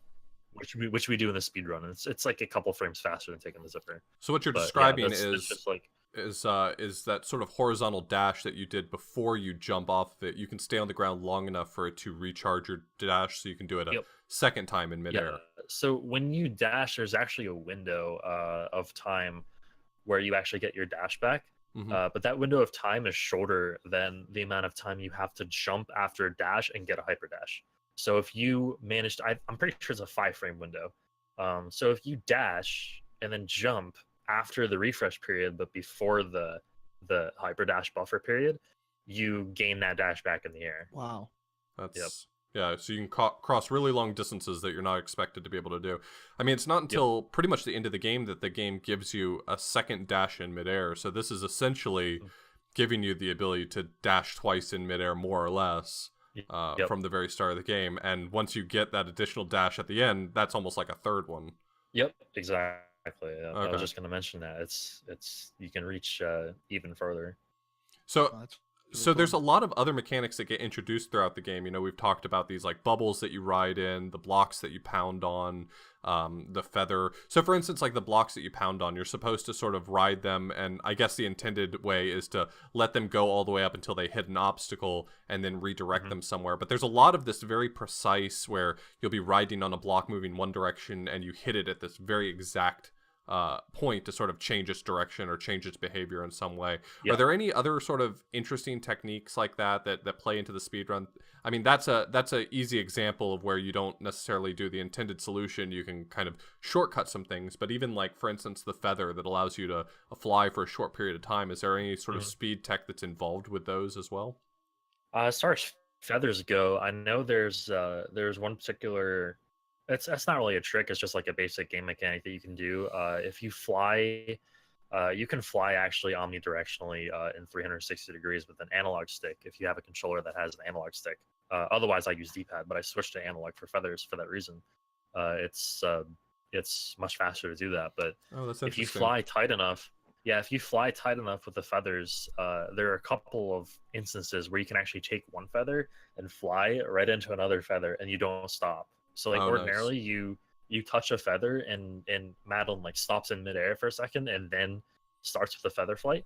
If you do this, if you fly tight enough, you can actually just bypass that pause, and it saves like half a second, but it adds up. I think that's in really chapter interesting, 6, sort of switching especially. back and forth between the analog and the D-pad, Yeah. depending on your needs. That's kind of interesting because you don't see that for a lot of games. You sort of strike a preference, you know, I like this or I like that, and you stick with it, but switching on Yeah. the fly is really nice. Yeah, I definitely moved to the D-pad on my Pro controller and didn't want to use analog for platforming, but I could definitely see how you could get benefits from both as a speedrunner. As far as other things like that go, I can't really think of too much, except for uh, I will. Oh, there's actually one other thing I wanted to mention. You might notice if you watch a speed run, you'll notice runners taking advantage of screen transitions. So a basic mechanic of the game is that when you're in the air, the game gives you your dash back on a screen transition, no matter where you are in the air. So you can just your advantage. So for instance, I think at the beginning of chapter 3, there's a sort of, not really a puzzle, but like it seems to be out of reach to enter the resort.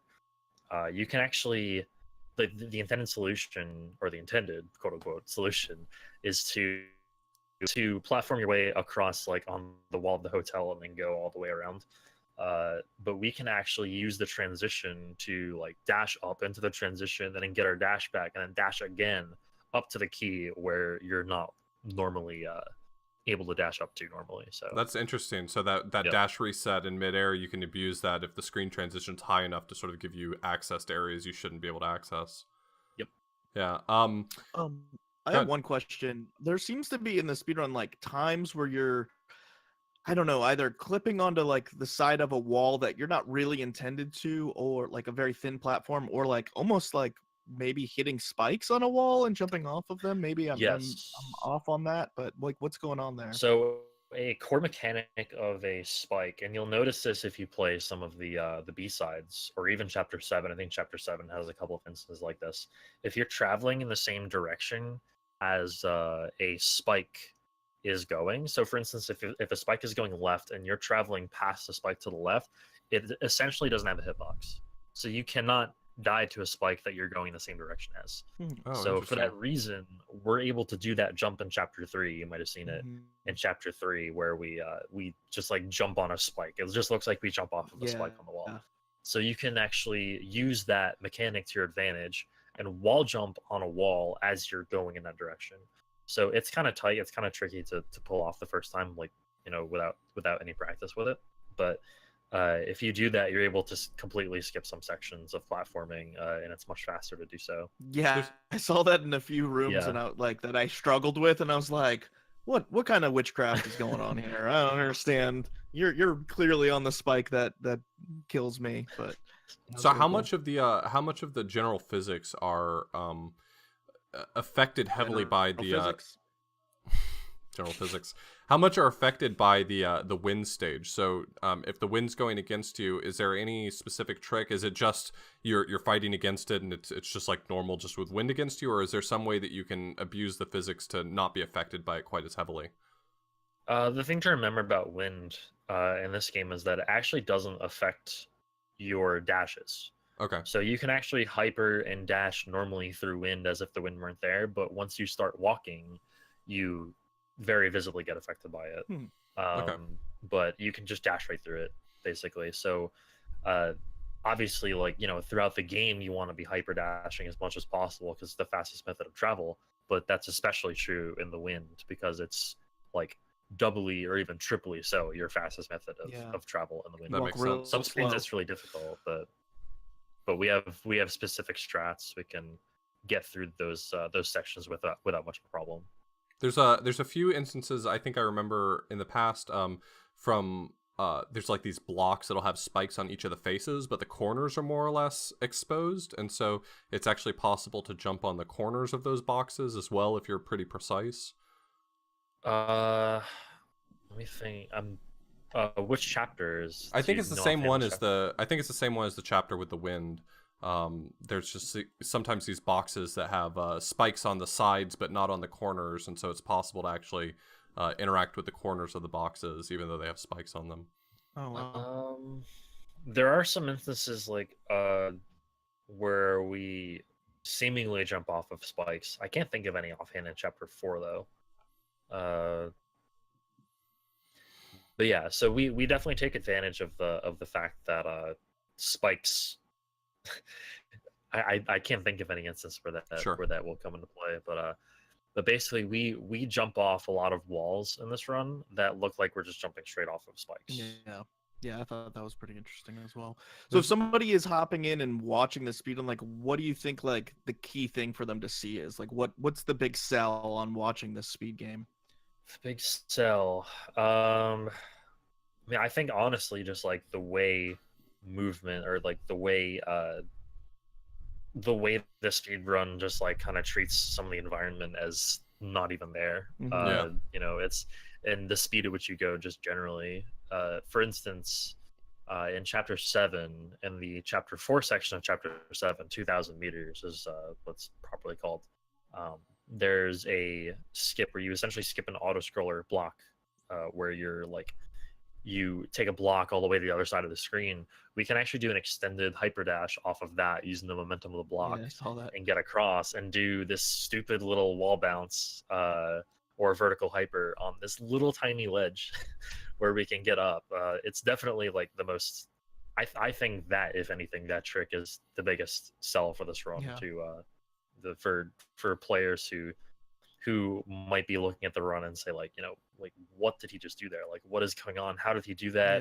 You know, I want to learn how to do that. What is that? I think it's if you like high action speedruns that are like visually stunning, like with the platforming, like there's a lot going on and it's fast, like this is the run for you for sure to watch. Just prepping for the fact that this is going to be at SGQ again 2018 June 27th at about 11 p.m. You know, the Eastern, the schedule's always a moving target at GDQ, but do you have any race predictions? Right here, hot take on the frame savers. Are you going to be taking down Yoshi Pro?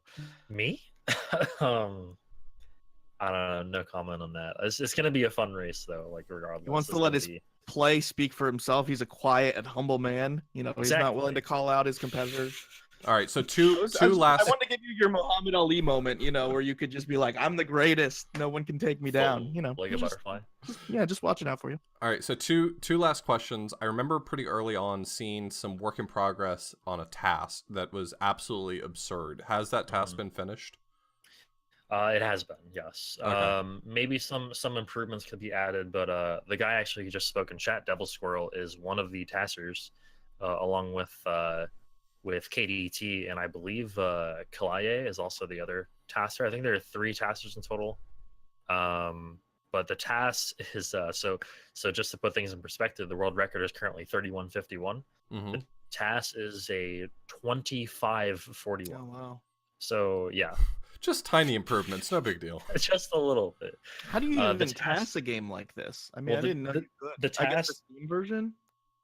Yeah. It's on Okay. Steam. So the task actually takes advantage of a special type of movement tech called ultra dashing. So there's hyper dashing and then there's ultra dashing. Ultra dashing Very anime. is ultra dashing is chaining two hyper dashes together.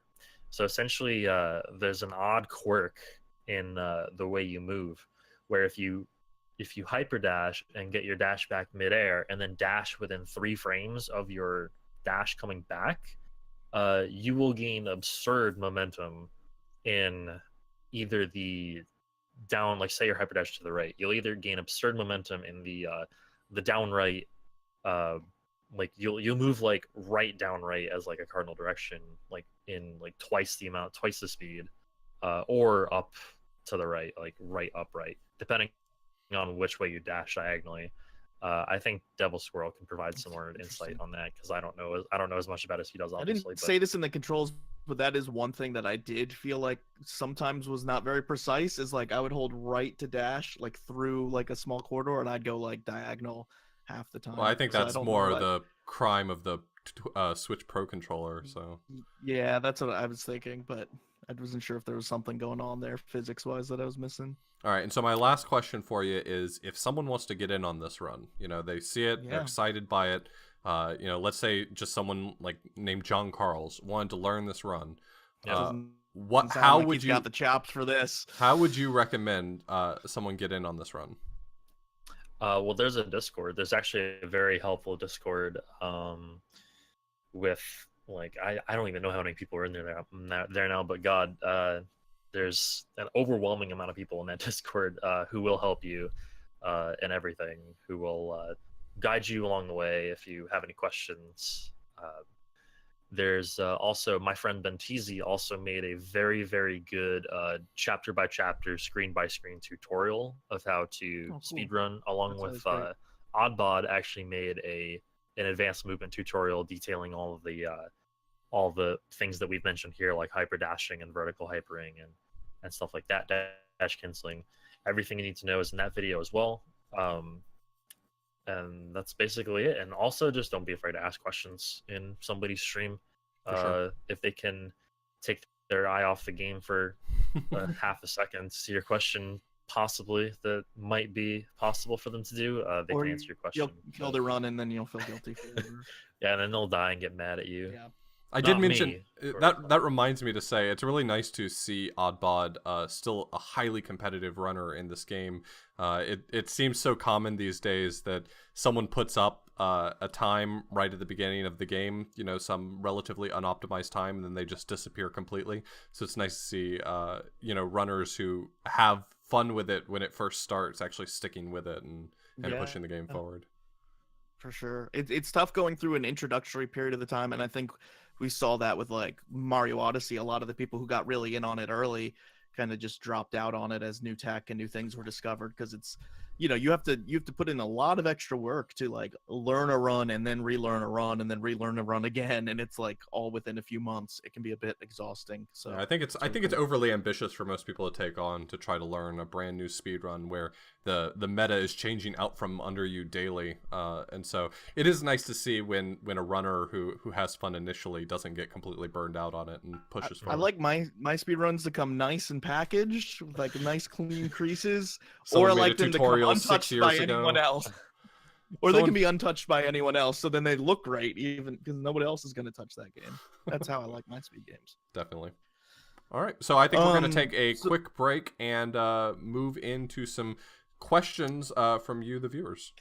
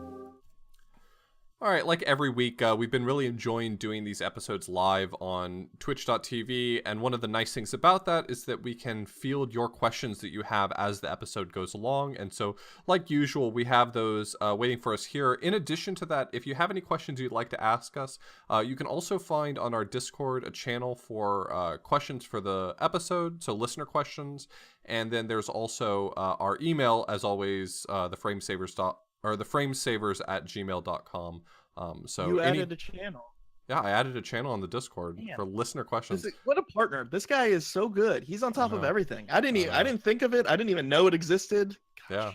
What would I do without you, buddy? I'm teaching you as we go. What would I do without you? All right. So our first question up is Space Cow 2455 asks, since this game is still so young, do you imagine doing a follow-up episode when the run has matured a bit more? So we actually get. Well, we never used to get asked that question because every game that we talked about was from 1988. But now that we've been tackling a few episodes on modern games, we actually get asked that quite a lot. We've never done a follow-up episode. We did one episode one time for our 2-year anniversary where we went back and talked about where the world records are now for games that we had already... That was a good idea. Yeah, that was a good idea. But we've never done a follow-up episode for a game that has actually experienced some, maturity. Sure. So, I think the answer is I don't know. I think in order for us to do another episode on Celeste, another episode on Monster World, another episode on any other more modern game that we've talked about, it would have to undergo some pretty significant changes. But that's the nature of speedrunning, is that in time, every game is going to experience some significant changes. So maybe. Yeah, so it's nice as kind of the format we've created, is lasting. I know there's people who go back and binge through episodes, and so like most of the content that we have stands, even though world records change and such.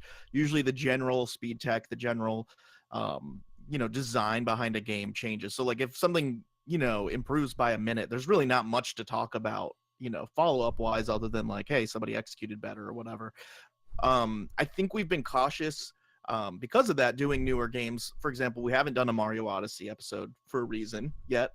We did, and this is why GDQ doesn't also like accept the games usually like right after they come out, because they want the speedrun to mature a bit. We could have struck Breath of the Wild while it was hot, or maybe we should have at this point, but or Mario Odyssey. Because of that reason, I have thought about it though. We've thought about like we had Darbian on for Super Mario Brothers 1 like 2 years ago, and like that game has changed quite a bit. Like flagpole glitch has been implemented as RTA. There's been a couple of world record changes, so it could be like an interesting pocket or something to revisit a game like that. Yeah. But I don't think a full-blown episode would be warranted, just because all the other information that we do is the same. Like the game was still created by the same people, it still has the same gameplay, it still has the same casual experience. So 88 asks, what is your favorite puzzle you encountered? So it's been a while since my blind playthrough, so I don't have a really strong memory of specific puzzles. I think the one thing I will mention that I really remember taking me a while to figure out, so this is more about how the game teaches you mechanics, is it took me a very long time to realize that those auto-scroller blocks that go infinitely in one direction until it hits something, it took me a long time, as I imagine it did a lot of people, to realize that you have the power to steer it. And the very first one that you encounter doesn't go very far if you can't steer it, so it's pretty much always possible to safely make it back to solid ground, which I think is part of the teaching method. But I remember being really wowed by the fact that it didn't even occur to me. At no point in standing on one of those blocks did I ever hit up or down. It would have been so easy for me to accidentally discover that, and I never did. Yeah, that one took me a good 5 to 10 minutes to figure out as well. You were actually in my chat right when I got to that screen, so that's kind of funny. There's, not a lot of them stand out, just because like, when you play a game for 6 hours straight, like there's a lot of different berries. There was one specific one that was really satisfying for me to get though, where there's like platforms with these little red wiggly waves on them, and when you stand on those platforms, the wiggly waves, I guess, become whatever thing can go on there that kills you automatically. So like you can step on them for just a short period of time, and then but if you like stay on them, you'll die, and then you can't revisit that section that you stood on. Does that make sense? You know what I'm talking about? I don't remember. There's anyways. That specific. The whole third level is filled with these walls that essentially, once you touch them once in that section, that red stuff springs up from it, from wherever you hit, and then you cannot hit that again. And there's one specific berry where you kind of have to set up where you land in order to go get the berry, and then still be able to land on different sections of the platform you didn't touch before to get there. I know it's Right. kind of confusing to say without being able to see it, but that one was really hard for me to figure out, and I felt pretty good about that one. I was aiming real hard for those 20 cents on that one. So I guess spoiler alert, because this one's kind of a bigger picture one, but 88 mentioned his in the chat, which I now remember discovering myself. There's actually this very out of place in one room, this very out of place white block that you can stand on, and it's actually an homage to the SMB3 white blocks that if you stand on them, you actually go behind the background. And so it's completely out of place in the level that it's in. And so if you recognize it, you'll probably know what to do because it sticks out like a sore thumb. But that was kind of a clever puzzle, just, you know, paying homage to the greats. Yeah, and 88 also asked what mechanics stood out above the rest that made the game more interesting. That's a good question. I'm not sure that any specific mechanic stood out for me. So what was your favorite mechanic, Tej? I'm pitching this one at you because I got nothing. I think the walls I talking about, which apparently nobody else remembers, is all these different sections where you can touch the wall for You're talking about in the resort where if you touch the wall, an enemy grows on it and you can't touch it anymore. That's what I was talking. There's some pretty tough puzzles with that. I thought that was interesting. I will say this. It's not really a mechanic, but I'm gonna kill myself if I did not mention this before. But the sound filter when you go underwater, changing the music effect is so good. And I know that's not really a mechanic, but I loved it a lot, and I need to plug it somewhere. So, which is your favorite of the interesting mechanics that each level introduces, Tej? I would say the wall bounce, honestly, or the vertical hyper. It's just like so unique how this game introduces mechanics. Like it introduces the wall bounce really late in the game when you could have been using it like all along. Sure. In the first 7 chapters, or even the first couple of B-sides as well, and it becomes a necessary mechanic to use in 7B in order to complete the level like at all. But I think it's just like it's not necessarily the mechanics themselves, but the way they're introduced. Yeah, I think it's more about the level design than the mechanics per se, for sure. I'd agree with that. So on our Discord, Scrivo asks, for TGH, Celeste is a game known for its amazing soundtrack. Do you have a particular favorite track from the game? Mine is kind of an unpopular opinion, probably. I really like the starting song in 5A. It's called "Quiet and Falling." Okay. The piano track, the piano, and the almost like the Chrono Trigger like choir playing behind it as well. It's a song that I really wish we heard more of in the run, but unfortunately, we're only in that part of the run for 30 seconds. Yeah. So I remember the piano being pretty good. Once that song like picks up and starts getting going, it's so good. But unfortunately, we don't get that much of it in the run. Absolutely. Sure. I can tell you my least favorite mechanic, by the way. It's that eyeball guy chasing you around. Oh yeah, at the very end of the mirror, like throwing the Theo crystal. I did not like that. It was really cool seeing you do that section because it seems like it's not very RNG based. Like you can probably execute it. Like when you're doing it casually, it feels like you can't control that thing and like you can manipulate it.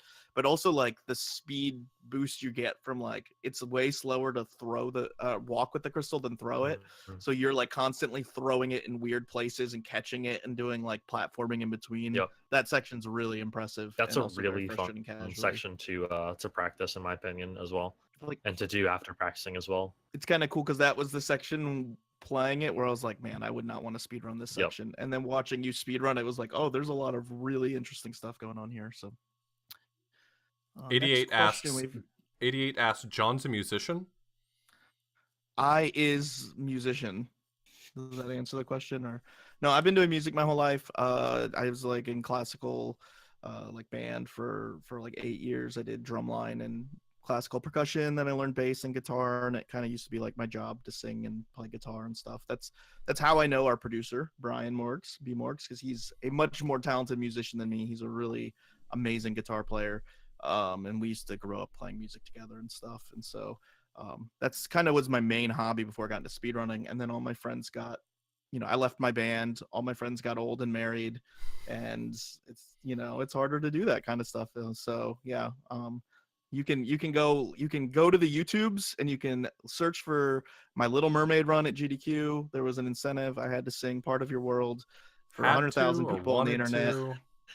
I mean, wanted to / was very nervous. I was not nervous about my speed run. I'll tell you that. I was nervous about singing a Disney song for 100,000 people on the internet. Was a lot of pressure for me. So, but that was a lot of fun. Raised money, raised an extra $5,000 or whatever. That was really cool. So there you go. I've considered trying to do maybe do some music streams with B Morgs TV at some point.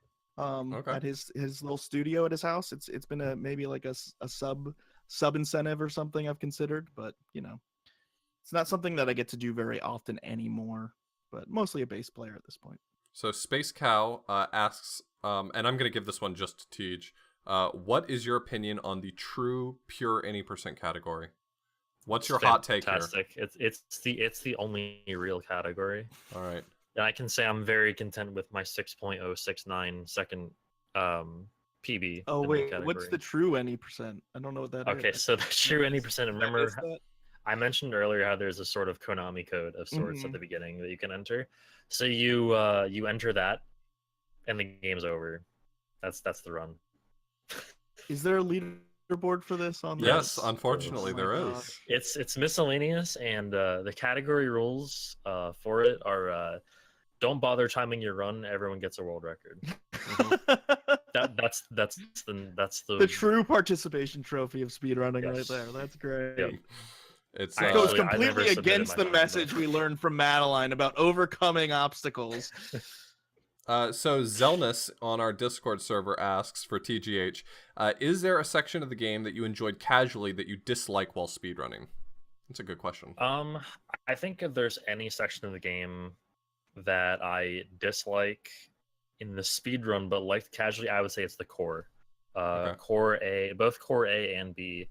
I don't necessarily like how it limits your dashes. So basically the way the core mechanic in the core works is you only get 2 dashes, and your dashes don't refresh when you hit the ground.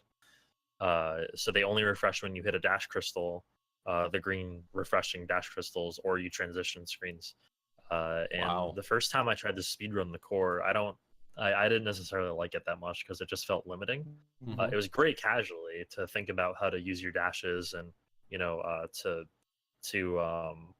to go about solving puzzles and doing that stuff in core casually, but speedrunning it just felt like kind of a limitation.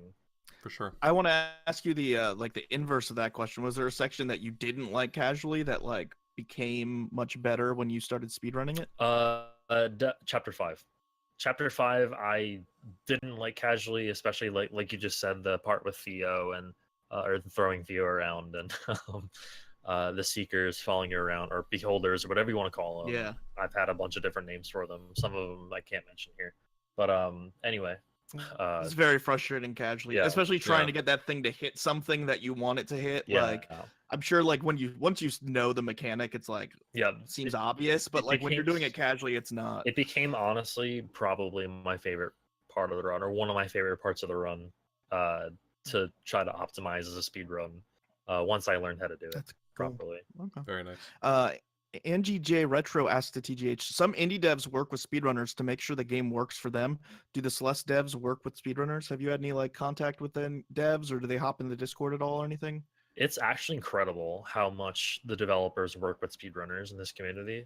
There's actually a dev chat in the Discord. Oh, cool. For the speedrunners, and we constantly interact with the devs, and we constantly talk with them, and That's so cool. we detail little bugs here and there, and they say, yep, we'll fix that, and it's just they and by the next patch it's released the next day and it's fixed. It's Very nice. Actually incredible. I've never encountered a game like that where the devs are like that before. You may have heard Oth's recent pocket that we esports now the devs are hopping in. Like we're a big deal, fam. This speedrunning people, we're gonna be president soon. All of us collectively. Oh, I'd like somehow. that. I don't know. I'd like to be president. Yeah. I'd Yeah, like my yeah. turn. I don't think the speedrunning community would be a very good president. I'm gonna throw that out there. I've been on speedrun Reddit. I'm not ready. So real presidency. quick, so Zeruin in Twitch chat asks, what's bad about the Switch Pro controller? I actually have no problem with the Switch Pro controller. I really love it. For this game, it's a little bit challenging because the D-pad can be a little bit fickle. A right input might get a tiny bit of up bled into it, which in most games isn't the end of the world, but for this game in particular, dashes are extremely precise, and if there's even a little bit of up in your right, you will be dashing upright, and that can be the difference between success and failure. So yeah, I'd agree. I actually absolutely adore the Switch Pro controller. I'm a huge fan of it, and enjoy it quite a bit. I did experience a ton of that though, where I was like, I'm sure I'm holding right, and it dashed me upright, or very often. So that was kind of frustrating. It's really the only game I've encountered any issues with the Pro controller, honestly. It felt weird doing like this kind of platformer with the Pro controller, I'll be honest. Like Wonder Boy doesn't have quite the same precision when it comes to platforming and stuff, so like that controller felt more natural. The controller felt more natural for that game, but for this I felt like I wanted my SNES controller pretty badly. Right. So Scrivo asks, sort of in the similar vein, Scrivo asks on our Discord server for TGH, how many controllers have you gone through thus far on Celeste? Oh boy. So okay. So well, first off, there's a controller I use for it casually, which is my SNES controller. I obviously still have that. I've gone through a bunch of controllers that like were either defected or didn't work properly. I've used a SNES controller. I went to an Xbox 360 controller. From there to an Xbox One controller. From there, I actually upgraded to an Xbox One Elite controller. That ended up being defective after a month. I'm just waiting for TGH's documentary on the hunt for the perfect controller. Return that. It'd be like a love, like a romance documentary. It'd be like, I'm looking for my one true love. I got another Xbox One Elite controller defective out of the box. Jeez. I returned that and then just got a regular Xbox One controller again, and that's the one. Actually, no, I got another Xbox One controller that I tried to pull the micro USB cord out, and the metal part of the micro USB cord got stuck inside the controller, and then that's like, what's that, number 6 or something? Wow. So they didn't give me the warranty on that either. This story behind it. That was oh yeah, I'm pretty sure he knows. Yeah. So he knew I'd go off on a tirade. So now, are you happy with your controller situation, or are we still on the search for number 8? I've had this controller for 3 days, and it hasn't given me any issues. Wow, we don't know yet. We don't know. This is an early relationship. It could go south quick. It could break tomorrow, for all I know. It could something could happen tomorrow. He's like, no, I'm perfectly happy and in love. We've been dating for a week. No, wait. We just gotta wait. We gotta see if this one's the real one. You know what I'm saying? All right, but so it's a tough life. When are you going to do runs with the Power Glove and be a real badass? Is the question. I've heard the Power Glove is just like the peak pinnacle of like, just controlling. Like, you want precision platforming. Like, that's it's how all you about get performance. And use the U-Force. I hear it's not as bad as they say, or it's even badder, or whatever, or something. That might be the hottest take. I've heard something. That might be the hottest take. So Drex question asks, what is? I was gonna ask, what is your favorite? 88 asks, what is your favorite end of level picture, and why is it #blessed? I don't remember any of the end of level pictures per se, but is there one that they actually says #blessed on it? Like when you and Theo take a selfie not that together? I recall. Is it the chapter 4 end picture? It might be. I mean, I know he says #blessed in one of the dialogues.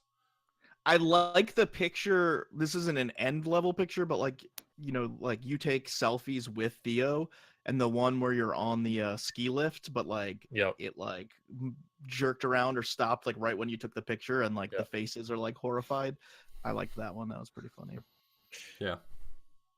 And so last up, Drex asks, "Yo, where can we get one of those sick TFS shirts soon?" Yeah, I think we can relaunch the like the Teespring campaign that we did. I think we can just like hit a button and make it happen. Yeah, we'll figure it out. Maybe we should do. Maybe we we'll should go probably with do that. design by It's been a humans while. next time or something like that. But we'll figure it out. We had actually talked about that not too long ago. We just gotta figure out what we want to do with it and kick it off again. Yeah. Because my goal was actually to sell mine on eBay for like $7,000 because there are none out there. Yeah, So retire, that's why I'm like, I retire don't want early. to ruin that. Retire Yeah, early, you know, live the sign rest it, of your mate. life on $7,000. So that's pretty much everything for Celeste, for listener Q&A. Thank you guys for tuning into the episode. Thanks if you're listening. Thanks if you're watching. Thanks if you're reading a transcript provided to you by some service that makes transcripts of podcasts. I don't know. Sure. If you would like to check out what we are about, we are the Frame Savers. You can find us on Twitter where we say lots of things, twitter.com/theframesavers. You can find pretty much all of our links at theframesavers.com in addition to most of our social media links and places to listen to the podcast. You can also find our Patreon. So our Patreon is where you guys have generously supported us. We really appreciate all of your support, everything that you've done for us. Part of our Patreon incentives is for people who donate more than $25 per month. We actually would like to plug a few of those people. So I'm going to plug them here. Tina Hacks, she is a Shantae / Wonderboy / Final Fantasy VI / A Link to the Past speedrunner, shortly on her way to a sub 90 in that game. She's fantastic. You should check out her stream at twitch.tv/TinaHacks. You can check out Mr. Pizak at twitch.tv/Mr. Pizak. He's a classic retro speedrunner who's been on a bit of an extended hiatus. I think that's the nicest way to put it right now. But we hope to see him again soon. We have Kip, twitch.tv/Kip, Kipp. He's an awesome Super Metroid speedrunner. He hosts a Super Metroid Strat Chat every other Thursday on his stream, where he invites top members of the community to talk about tricks and techniques in the game to help new players learn and old players to become more accustomed to the topics. And then we also have Drex, twitch.tv/Drex, DDRREEXX. And he's a late night streamer. You may recall him from when I did an episode on Pugsy. I talked about him a whole bunch. He ran Pugsy. He's running a whole bunch of new games now. He runs Aladdin. He runs all sorts of things, but he's a pretty chill streamer. He does speedrunning, casual play, lots of different genres, family friendly, and he's Pacific time. So for those of you who have chronic insomnia, you need something super late at night to watch, check him out. Author Blues. My mama always said you serve your guests the first bite of meatloaf, but you didn't plug TGH before you plugged everyone else. Well, I was going to plug him before I plugged us. Oh, he's more important than us right now. I know. I said I was going to plug him before I plugged. Okay. TGH, okay. here's your That's platform. Plug your stuff. Where can people find you? What projects are you working on that you want people to know about? Oh boy. Well, my Twitch is twitch.tv/TGH_SR. And I speedrun Celeste. I don't know what to say other than that. Link to the past. I mean, that's what you got going on. You do the rando races every night, right? Yep, I do randomizer. Randomizer's the hotness, man. It's what's going on. People love that randomizer. I'm starting to get interested. I'm really worried about myself. I'm looking for a new podcast host. Yeah. Yeah, I've been so anti-rando for so long, and I'm excited because TGH, like, I haven't gotten to watch your stream because like I haven't wanted Celeste spoiled to me. So like I keep seeing you running Celeste, and I'm like, I really want to see that speed game. So now I get to check out the game in all its glory. I'm so stoked. Definitely go give TGH a follow there. Do you have a Twitter or anything that you tweet when you're live and stuff? Yeah, it's just twitter.com/TGH_SRL. Okay. Just add the L on the end. That's it. Definitely go follow TGH. He's a really good speedrunner. He whooped me good in the Link to the Past tournament. He's very talented and awesome. I mean, he's also whooped like the other 300 people on the leaderboard by getting hasn't lost yet. So in the tournament, so he won our bracket pretty solidly. Chad, if people want to watch you and your upcoming speedruns of Celeste, maybe, who knows? You're the one running Celeste, not me. I got other stuff going on, man. I'm very busy. I'm very busy. I've got a lot of very important adult business things to do. Did I get world record yet? Not yet, but we'll see. Okay. You can find me on Twitch, Twitter, and YouTube as Author Blues. Where can they find you, John? You can find me on Twitch and Twitter at John Carls. You can find me on Instagram as John Carls. You can find me on the YouTubes as John Carls1. You can find all of our stuff at theframesavers.com. It has links to all of our things. Does it have links to our Twitch yet? Yeah. Calling out Author Blues. Maybe. No. Yes. No. Probably not. Well, you can also follow us on twitch.tv/theframesavers. That's where we've been doing these episodes live. We really appreciate you all hanging out. It's really cool. It's fun to get your live Q&A and to interact and make it more of a part of the community. We want to plug our buddies at the Warp World podcast. You can find them at podcast.warp.world. That's Jakku, X-Water, and Grand Pooh Bear. They do a really awesome job. They're the ones that we did our little April Fool's prank with, and they took over the podcast. You can check out the Jaws Pocket if you want to hear them do the podcast better than us. And we took over their podcast, and we did what we could. That's crazy. They do our podcast better than we do, and they do their podcast better than we do. Yeah. Yeah, it's And they unfortunate. all have more followers than us on Twitter. All right, I don't want to talk about this anymore because it's starting to get sad. Don't forget also about our producer, Brian Morgenthaler. You can find him on BMorgs TV, Twitter, and Twitch. He's been streaming a little bit lately. He's Oh, been doing man. a little bit more streaming. I gotta hop in there. But he never has viewers, and if we're gonna get him hooked on it, he needs to have people talking to him. So you can watch him do horror games with his wife. It's fun. Nice. You can watch him do a little Fortnite. Maybe. And maybe last I'll be but on not that least, with him. you can find our buddy Space Cow. Thanks for helping to organize the live Q&A. He often steps up to the plate and helps us out with the live Q&A. So he's Space Cow 2455. He speedruns lots of cool stuff too. So you should check him out sometime as well. Any last words before we send this bad boy off? Me, for real. Like, this is a great opportunity. Thank you guys very much. Absolutely. It's been a pleasure. Go download this game on your Switch. It's really fun. It's a great game to play portably too, like while you watch TV and stuff. Like, To steal at it's definitely a $20. solid. Yeah, $20 is honestly a really good deal for this game. I feel like games are getting too cheap. I don't understand how they're making money anymore. Like, they were like $80 like 30 years ago, and now You're they're gonna like jinx $5. it. You're gonna jinx it if you say this. Yeah. Please stop saying I this. don't get it. So, but go buy Celeste. Give the the devs for that game some support, because this is a really good title. And go follow TGH. He is a very talented speedrunner and a lot of fun to watch. So, thank you all so much for hanging out, and we will see you next week. Peace.